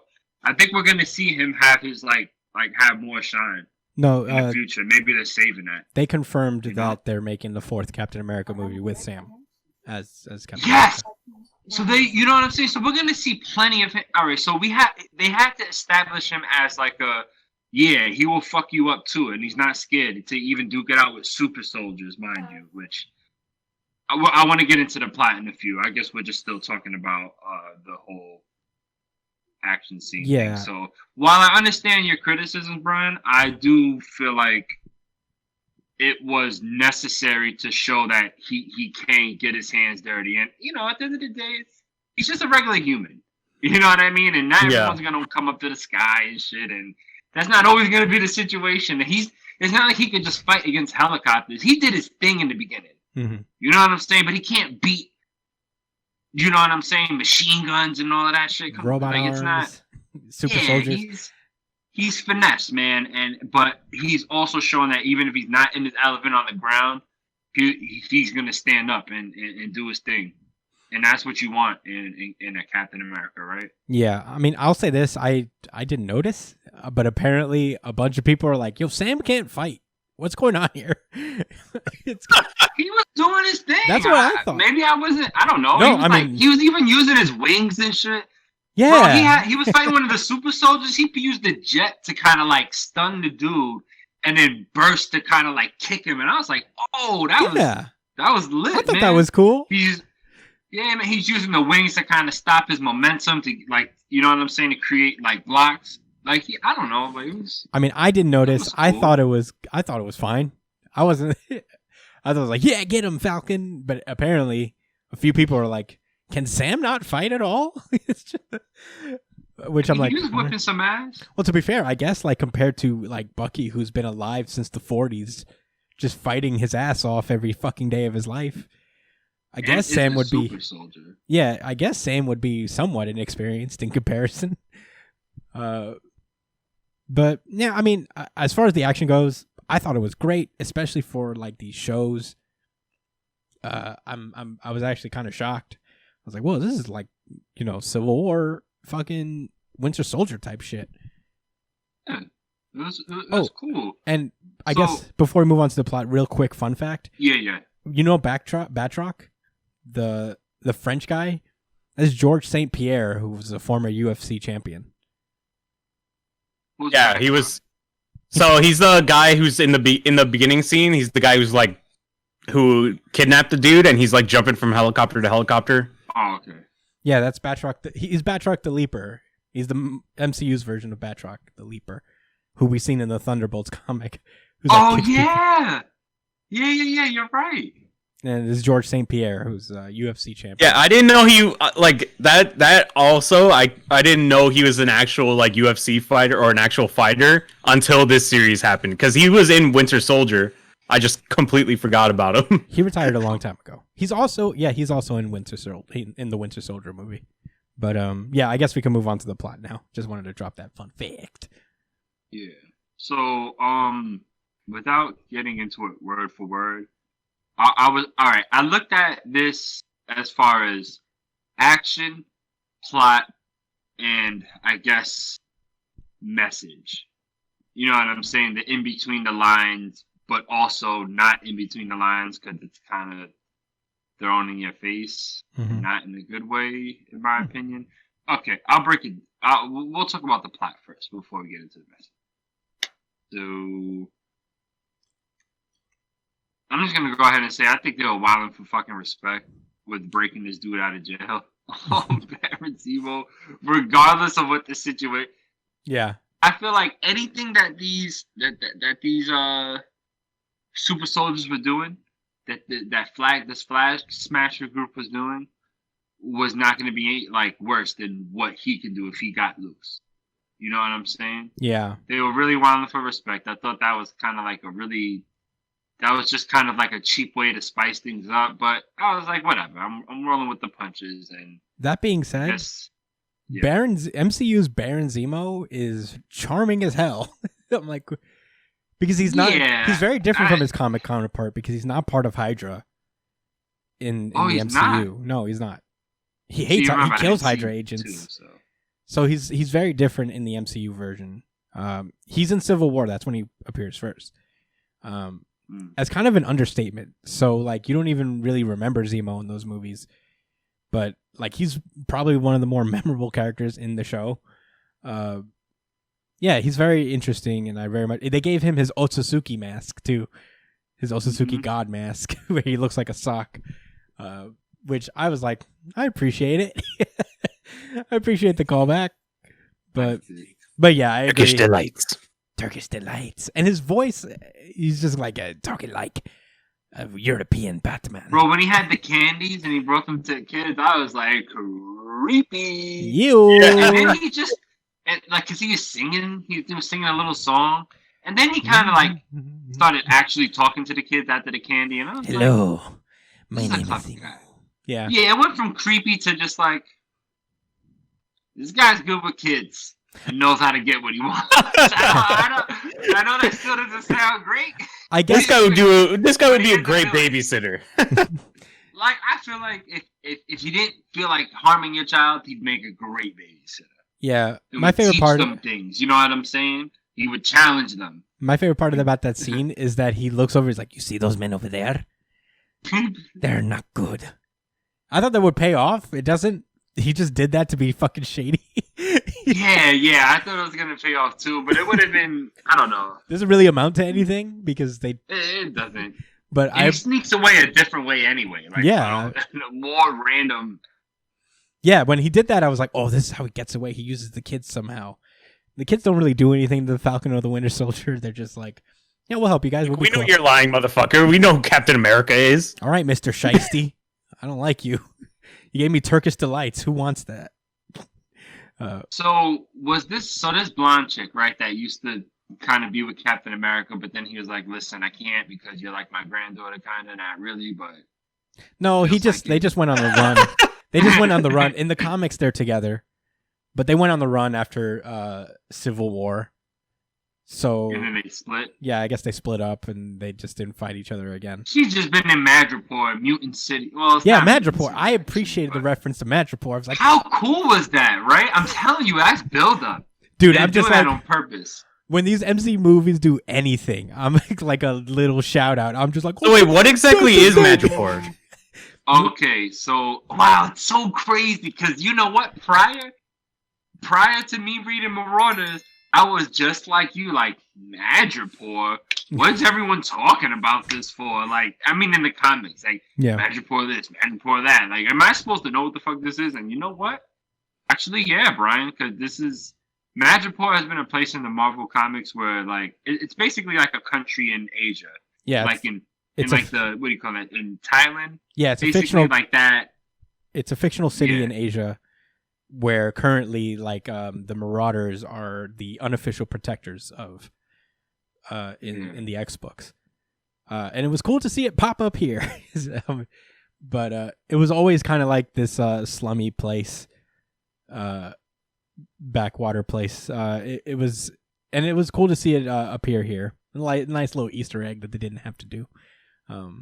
But at the same time, it was just like for all of us, for me and Josh specifically, like, Madripoor. Yeah, it was pretty cool.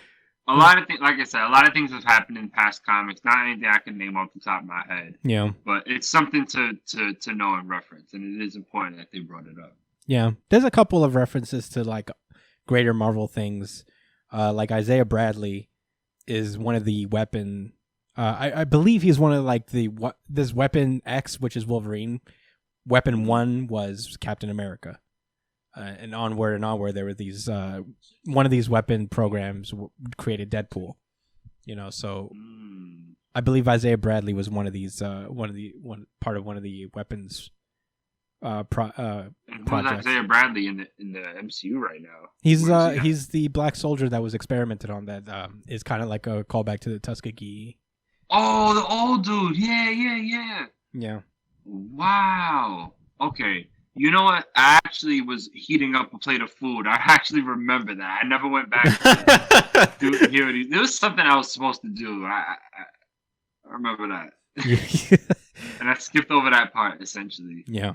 And then because I remember this dude gets arrested right after that, right after they leave the house. Yeah. Like he gets arrested. Okay. So, okay, in the most recent episode, right? So the Wakandan lady showed up. What's her name? Oh, man, I forget. Wait. The Wakandan lady that hangs out with Bucky that came. Io, I Io. think? Yeah. I think I remember. She's It was real something like- gangster. Yeah. They had a real nice moment at the beginning of the episode when they were showing how she was working with the White Wolf, Yeah. Bucky Barnes, through his PTSD, through his literal PTSD. Yeah. By helping him remember and own up to what happened, and through accepting, I'm assuming through accepting these things, weakening the power of control. That the word, that those words that used to activate him had, therefore leading to these developments, why he's not such a fucking bug out anymore. Mhm. It was nice. And as far as this part of the messages, I guess, section, I really appreciated it, because even though I don't personally relate to any of that, I know that's a real issue. And, PTSD takes, many different forms, even outside of just people that went to war or had to fight or deal with, catastrophe. You can get PTSD from simple abuse in the home. Mhm. You know what I'm saying? There's generational PTSD, or in other words, post-traumatic slave syndrome. Mhm. There's actually a book about that. So, I don't know. I thought it was nice because it showed them working, and it showed him it wasn't easy. You know what I'm saying? He was crying through it, but you seen him kind of smile at the end as he was accepting it and feeling that joy that he had overcame that. Well, It was cool. I thought it was nice, and it wasn't mad long and drawn out. Well, the whole show's about that. What that scene with Io was actually like getting over those words that she was saying were the sleeper cell words that activated the Winter Soldier. So it wasn't so much about his like PTSD in that moment, but just getting rid of the brainwashing that Hydra gave him so that he wouldn't wild out anymore. The PTSD stayed for the remainder of this show. And yeah, Bucky's arc is really, really cool one. There is this little subplot in his story where he basically takes care of this old man that whose son he murdered when he was the Winter Soldier, and he hasn't told them yet. But he's been making amends around, fixing his errors and fixing his wrongs, but not necessarily owning up on an emotional level. And it's good to see that journey. Just as much, if not more. Yeah. Right.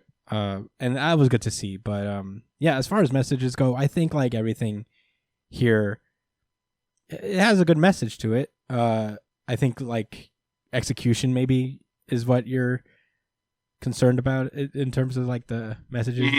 On Sam's end, which is on Sam's end and the bad guys, I guess you would say, the Flag Smashers. Mm-hmm. So, okay. In retrospect, I don't have an issue with them portraying, I guess, black people in America through what happened in that first episode with them trying to get a bank loan. A lot of people have talked about it already. That's a very real thing. I'm going to tell you this. I've never had to deal with that type of shit. You know what I'm saying? Personally, but that doesn't mean it doesn't happen. Mm-hmm. And it was, I'm going to tell you this, it was weird. It was weird watching it because not because I thought it was executed poorly or nothing like that, but because it was executed very well. Where the banker was really just kind of so nonchalant about it and very kind of like, well, you know, and he was. It's not like he was like, no, it's not happening. He was acting like it was kind of out of his hands, you know. And it's like yes, the fuck it is, bro. Every single transaction you do is in your hand. There's literally the same person you'll give that loan to because you thought they was trustworthy could literally fuck that up. You know what I'm saying? So anyway, I don't want to, you know, go in on that part. I didn't like how they, like I said, I didn't like how they were portraying the villains. This is why I should write notes down. Yeah. Because this is actually pretty important, but I'm going to try to regurgitate it as best as I can. Everything that girl was talking about. What's her name?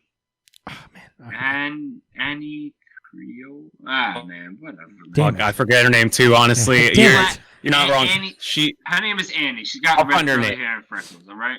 Yeah, her name is Annie. So, we're bad with names on this show. Morgenthau. Carly Morgenthau. Carlene, okay. They say it like 1,000 times, too. No, Carlene, Carly. It's Carly Morgenthau. Don't they say Carlene, though? No, it's Carly. Nah, it's Carly. Okay, Carly. Carly. So, okay. This is the beef, right? They have an issue because they thought the world was nice at a certain point during the blip. Because I'm assuming, and I'm not. You gotta tell me if it was made clear, but this is just me assuming, honestly, that because of the blip, there was less people, therefore, more of the resources were able to go out to said people. You know what I'm saying? Which, you know, okay, sure. I'll tell you this: I don't believe that would be the case here in this world, in our real world. I guarantee. I tell you this, in my opinion. If the blip happened and half the people in the world left and most of the people who are, you know, and if there was enough people who, you know, left to be in charge, who are still in charge, you know, by whatever means, I think they would still be greedy. They would still hoard and they still wouldn't hand out those resources. But I'm honestly just kind of going off on a tangent right now as far as that goes. Anyway. So all right, so that's their problem. She's mad that because everyone came back, that shit is going back to the way things were, which was fucked up. Which is Marvel making an obvious parallel to impoverished people in, like, I guess you want to say like maybe third world countries or something like the Middle Eastern countries, where they're not only do they not have many resources, the resources that are supposed to be getting to them are, you know, continuously confiscated or blockaded through, you know, paralegal ways. Anyway, it's a real issue is what I'm trying to say. Like, she's referencing real issues in this world, and the way she's going about it, in my opinion, isn't wrong. And it was annoying to me that Sam had to be the one to tell her, to check her, like, hey, you're wrong because you're murdering innocent people. And it's like, dude, the people you're working for murder innocent people, just not with their own fucking hands. So, like, Sam, what the fuck are you talking about? And I have a problem. All right, so I have a problem with that. Not even so much for the plot, because it makes sense in the plot. She's like, they're trying to show that she's a young mind that has her heart in the right place, but is going about it the wrong way. And they're trying to say that it makes you no different from the villains you want to fight against. That makes sense in the plot of the story, but I don't like the message it's bringing, because, like I said, the people that she's targeting in this fictional world represent the real people who are fucking things up for a majority of people on this planet. And, bro, like, they are killing people. You know what I'm saying? So what the fuck else is she supposed to do? Even the heroes in her world work for these same people that allow these countries to be dealt with the way they are. You know what I'm saying? And people to be taken advantage of for their natural resources and shit. I know I'm getting soapboxy, but I don't like it, man, because people will watch something like this and feel like they have a say so and have an opinion on matters because they're similar. Sam was talking down to that girl saying, well, you can be mad about these things, but you can't be mad like this.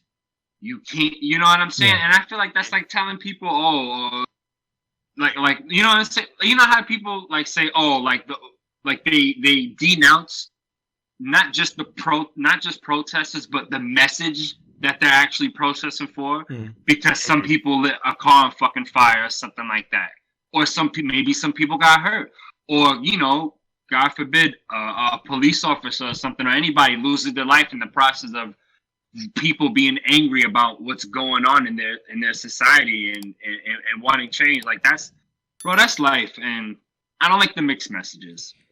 It's like, come on, Marvel. Not even Marvel. Come on, Disney. Stop trying to fucking. I don't like them trying to profit and bullshitting a message that's really clear and has no place in this realm. And if they're gonna do that, leave that to the actual good comic book writers like Jonathan Hickman and company. You know what I'm saying? Who do a good job and have already done a good job through stories like the X-Men and probably many more that I can't name off the top of my head. All right, my rant's over. Yeah. It's right. not. Can I go first, real quick, Chris? Yeah, go for it. So, when it came to the Flag Smashers, I agree with you. That was the whole point of their thing, is that she isn't really supposed to be a evil person. Like, she's not supposed to be a person that's doing, like you said, like, she's supposed to be a person who wants to do the right thing but doing it the wrong way. And it's also more than just like real life problems. It's also problems that came about because of the blip. So that's why they're called the Flag Smashers, because they want to return to the world to the way it was when the blip was a thing, because it was more of a government of the world. It was like citizens of the world instead of citizens of governments, and people were lending a hand to each other. Yeah, exactly. Via resources and actual help and development. Yeah, so everybody could be anywhere, and then when the blip happened, all these people who have lived in these places for 5 years have to now leave their homes, because people who return from the blip are going to want to come back to their home, right? So it's like, on top of all the issues that the regular world had, they also had to deal with now extra problems thrown on top of them with the blip as well. So, and Sam kind of being a little bit out of the loop because he also was blipped away. So he has some catching up to do with that stuff, right? And honestly, I liked the way that Sam was handling situations in this show. Well, maybe he might have not done it as perfect as as we wanted him to, but this is his nature. This is Sam's nature. Like, he was a counselor before this. Like, he always prefers to talk things through if he sees a chance, especially with a young girl like Carly was. So he just, whenever he saw her as a kid who's being led astray, who's not funneling her energy in the right places, and the world was kind of tainting her in a way too. So he just didn't want that kid to go down a dark path and end up losing her life in the process, because he doesn't want a kid to be a martyr for a cause. Okay. I had something I want to say, but I'll hold on to it because I know you've been holding it down for a second. Yeah. I feel like there's a bit of a misunderstanding, I think, as to what like certain parties kind of represent. I can see why you would say that. The people who come... Okay, so basically, to explain, there's this Global Repatriation Act for the people. Like, there's this council of people who are in charge, government officials, who are charged with, for the lack of a better words, helping the people who came back from the blip kind of, like, get their lives back in order. And that's what that's what the global whatever the fuck the thing is called. That's what they're about. And it's kind of a shit situation on everybody's end because their whole thing is that, okay, so half of the population of the Earth came back just like that. And now the world's just in this weird fucking chaos. We even see little like snippets of it in WandaVision when Rambo comes back.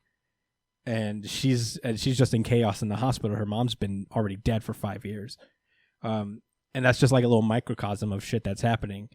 But yeah, so that's the government's effort to try and replace these people back to what their lives used to be, because otherwise they're fucking fucked.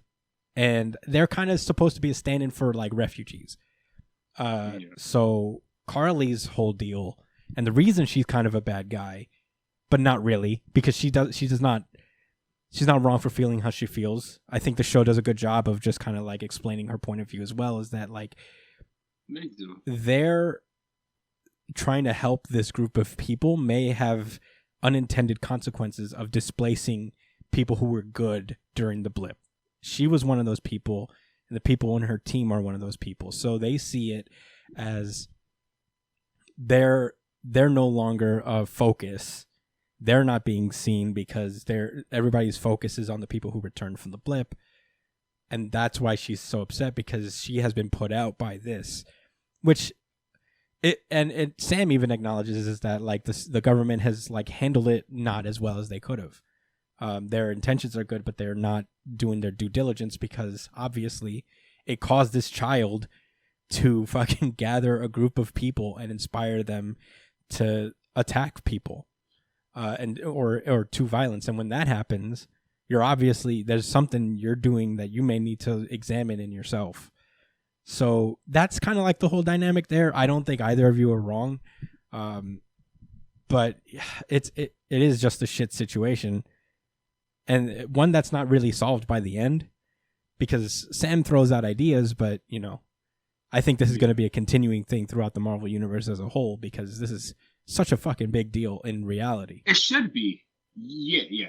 I think that, that was, I didn't think about it like that. Yeah, I wouldn't say that Sam is just like this kind of like force of the government, that is like talking down to this kid, but I think he's trying to be a mediating force in between as best he can. Yes.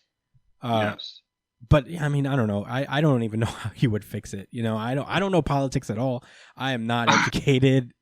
So I'm a big dumb dummy, but I would say that I think like, and that's what's so good about this series. It's a very interesting look at these kind of dynamics within the show, and it tries to juggle so many different real things that are happening, and it does it well. But yeah, I could see how this could be misinterpreted and very strange, to say the least. But I just wanted to clear up that was kind of the beef between these organizations. It's just the refugees that are known as the people who come back from the blip, the flag smashers who are here, who are people who never left and are now being displaced by this refugee program, and Sam, who's just trying to keep the peace. But yeah, I didn't want to cut you off. What did you want to say? No, that was well said, and I'm going to tell you this. That kind of helped me. You helping me understand that kind of helps me. I'm able to kind of articulate my point a little bit better now. Whereas I feel like the main issue of why I even got like emotional like that was because at the end of the day, I'm talking about what the plot can be mirroring, right? Mm-hmm. I do, and then, but with that said, I mean, I thought, and this is based on what Brian was saying too, I really liked Sam's character in the show. It was just this, and I think that's what made that moment, because I'm really talking about just this moment, because I thought everything else was nice, like was pretty cool, and I was kind of like, all right, they're not getting too in depth, but at the end of the day, this is a Marvel show, right? So I'm not really expecting that. It was just, I thought that, when they had that conversation, it did feel like it was Sam American government guy talking down. And then it was like, oh, well, he's black, so, he understands. So if he understands and he's saying that, it really felt like that. It felt like one of those. You know what I'm saying? And it's kind of crazy because even though Sam is just playing a character in this movie, he is a black man saying that. Mm-hmm. You know what I'm saying? To this racially ambiguous girl. Right? You know what I'm saying? So those things matter psychologically when people watch these things, you know? And that has nothing to do with politics. Now, the intentions, different story. That's going the political route, but these things do happen when people watch. And I'm gonna tell you this, guys. I've said it before, and y'all have probably heard this before. We don't have to worry about the people who are thinking about these things and at least try to put a small effort towards understanding, right? It's the ignorant people that, we need to be worried about. You know what I'm saying? And it's those same ignorant people that could get the wrong message from something like this, where I felt, and again, maybe, I'm always that guy and I'm a little sensitive to these type of situations. So maybe I'm just overreacting. No, I think that's fair. No, I think you're being fair. I think I'm only, and just to wrap it up real quick. I think it's a testament to how solid the characters are in the show. As again, for a Marvel episodic series, you know what I'm saying? That I can almost be offended by saying, damn, that's almost out of character. Because I would have liked Sam to just kind of listen and be like, I don't know if you should hurt people, but you're right. Like, something needs to be done. That's all that really would have had to be said for me to kind of feel better. But then again, I didn't watch episode 5. And yeah, episode 5... I don't want to spoil it for you. I don't think they're gonna solve anything, bro. I'm not. I don't have that expectation, but I hope it leaves something for people to think about. That's a little bit more. Think about the poor people. Yeah, I'd like for you to. Because I think 5 clears a lot of things up in terms of where Sam's coming from. I'm not gonna spoil anything for you, so I'm just gonna leave it at that. But I'd like to hear your thoughts on what Sam says at the end. Literally address that in one shots for next week. Yeah, for sure. No, we might have to. But I want to say one last criticism, and I won't even drag it. Oh yeah, no, I'm going to tell you this right now, guys. Another thing where I feel like it's a subliminal message being showed is that look, when the blip happened and it was half the people, then it was possible to extend that hand and for more people on the planet to be happier. Yeah, that's literally what I'm getting from that, right? Because these are people that maybe had homes, and if they're being displaced, that means that maybe they didn't have that in the first place. I can't imagine wealthy middle class people in first world countries being thrown out of their homes. That you know what I'm saying? That they've been working in. I do not see that happening. I think that these were people that were put in places because of because okay, now that there's no more people, we might as well help the homeless and extend these resources. I think there's like this subliminal misconception because we can do that now on this planet. We don't need there to be less people on it. There are so many resources still available, believe it or not, even with the effects of global warming and the deforestation and the overmining and all the other things that we do to this fucking world, guys. There's still so much resources and there's still time. Yeah. And it's like, man, I hope people don't look at this and be like, well, if only there was less fucking people on the planet, things would be better. That's the problem. All right, that's it. No, yeah, I think that's an interesting thought. It's funny because I wish we had a little bit more of the world when it was blipped, because we don't actually know what that really was like. And I don't think we're going to get it with Loki. No, I think we're going to get... I would be absolutely shocked if Loki took place during the blip and focused on the plights of the average man during the blip somehow. But yeah, we'll come back to Falcon and the Winter Soldier. We're going a little long here. I must say this. before we go, I mean, I liked it a lot. I actually liked it a little bit more than WandaVision, in my opinion. I just felt like it was trying to do more, and it was more ambitious in a weird way. I just like appreciate in a very strange way. I agree. I guess like it feels like more grounded and down to earth in that way, and there's like more practical. The fight scenes are absolutely crazy for what you would expect out of a TV show, and which is ironic because I didn't expect much out of this show when I heard about I thought WandaVision was going to be this huge, big brain, like super. I mean, it kind of was. It was to a degree. Maybe not big brain plot wise or nothing like that, but it definitely was lasting effects that is going to affect the major cinematic universe. You know what I'm saying? Down the road. But you expected that. And the fighting compared to this was like, It was great. I appreciate it. I can't wait to for whatever reason, Marvel does live action Captain America movies very well. Like those are the best ones. You're right. This is essentially Captain America still, right? Yeah, I mean all of these are he don't miss. Like Captain America movies don't really miss. They're very often one of the more important ones, and they're the most consistently good out of like movies with sequels, like characters with sequels. It's consistently pretty good across the board. Dude, you're right, man. I mean, I can't even say Iron Man, because I liked Iron Man 2 and 3, but I just liked them. Yeah, it wasn't Civil War, and it wasn't Winter Soldier. Nigga, Iron Man is better in the other movies than he is in his own movies. He's better in like the Avengers, and even in Captain America, he's better. God damn it, yo. In Civil War, Tony was a fucking man. I was behind him 100%. I was like, Cap, you're doing the fucking most. Just turn your friend in. He's crazy. He's a Russian bot. He's fucking crazy. Give your man some help.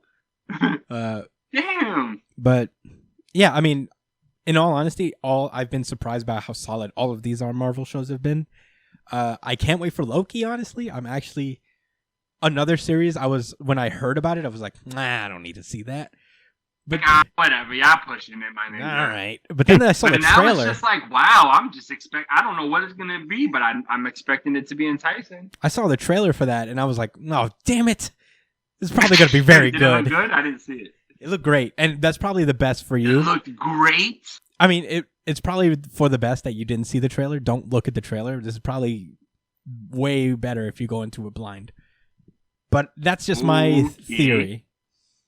All right. That's just because I won't click on it if I see it on YouTube, but if it's on Instagram, I'll say this: the trailer for Loki doesn't really give away the plot at all. I have no idea what this shit is about. It's just a bunch of random ass scenes with Loki doing. Owen Wilson is in it. Owen Wilson's in it. Ka-chow. Wow. He's the guy who goes wow. He's the guy from. You ever seen Wedding Crasher? Yeah. He's the blonde one. Dude, of course I know Owen Wilson is. He's the man. Oh, I thought you didn't know. Big ass nose. Yeah, big nose. Wait, does he play Lightning McQueen too? Yes. Is that somebody else? Yeah, people are theorizing he's Mephisto. Oh my god, here we go. No, he's not gonna be Mephisto. In Loki? I don't know if he's Mephisto. Did they ever cross? Loki and Mephisto? Guys and the Mephisto people, they have their own hell. I don't know. You can't have two hells in one fucking story. Come on. You can't have two hells. Hell.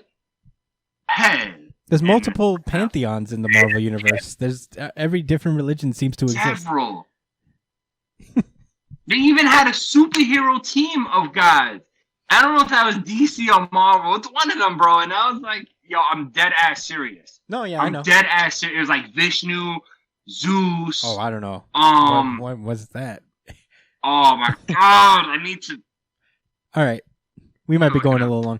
We'll continue our Marvels. We had a couple more topics for one shots, and I'm not mad at it. We can save these for another show. We could bank them. Maybe next week we'll talk into it. I did want to give thoughts on the Attack on Titan finale, spoiler free. I tried my best. I thought it out of my brain, but it'll give me more time to think about it. But until then, that was One Shots. And that has been our show.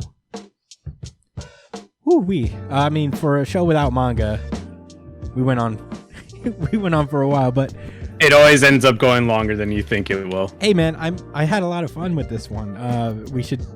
I would like to do stuff like this more often where we do loose shit. And I would love for you guys to chime in and anything you guys want to talk to us about. If you have any questions, suggestions, anything you guys want to talk to us about, comment below. That would be super sweet. Or email us at newjumpcitypod@gmail.com. Email is in the description of wherever you're listening, whether it's YouTube, iTunes, Spotify. Subscribe to all of those. Give us a like on YouTube. Leave us a 5-star review on iTunes. Spotify, follow us. I don't think they have a rating system, but if they do, you know what to do. Thank you guys so much for joining us. We'll see you guys next week. Stay safe, New Jump citizens. Peace. Shout out, everybody.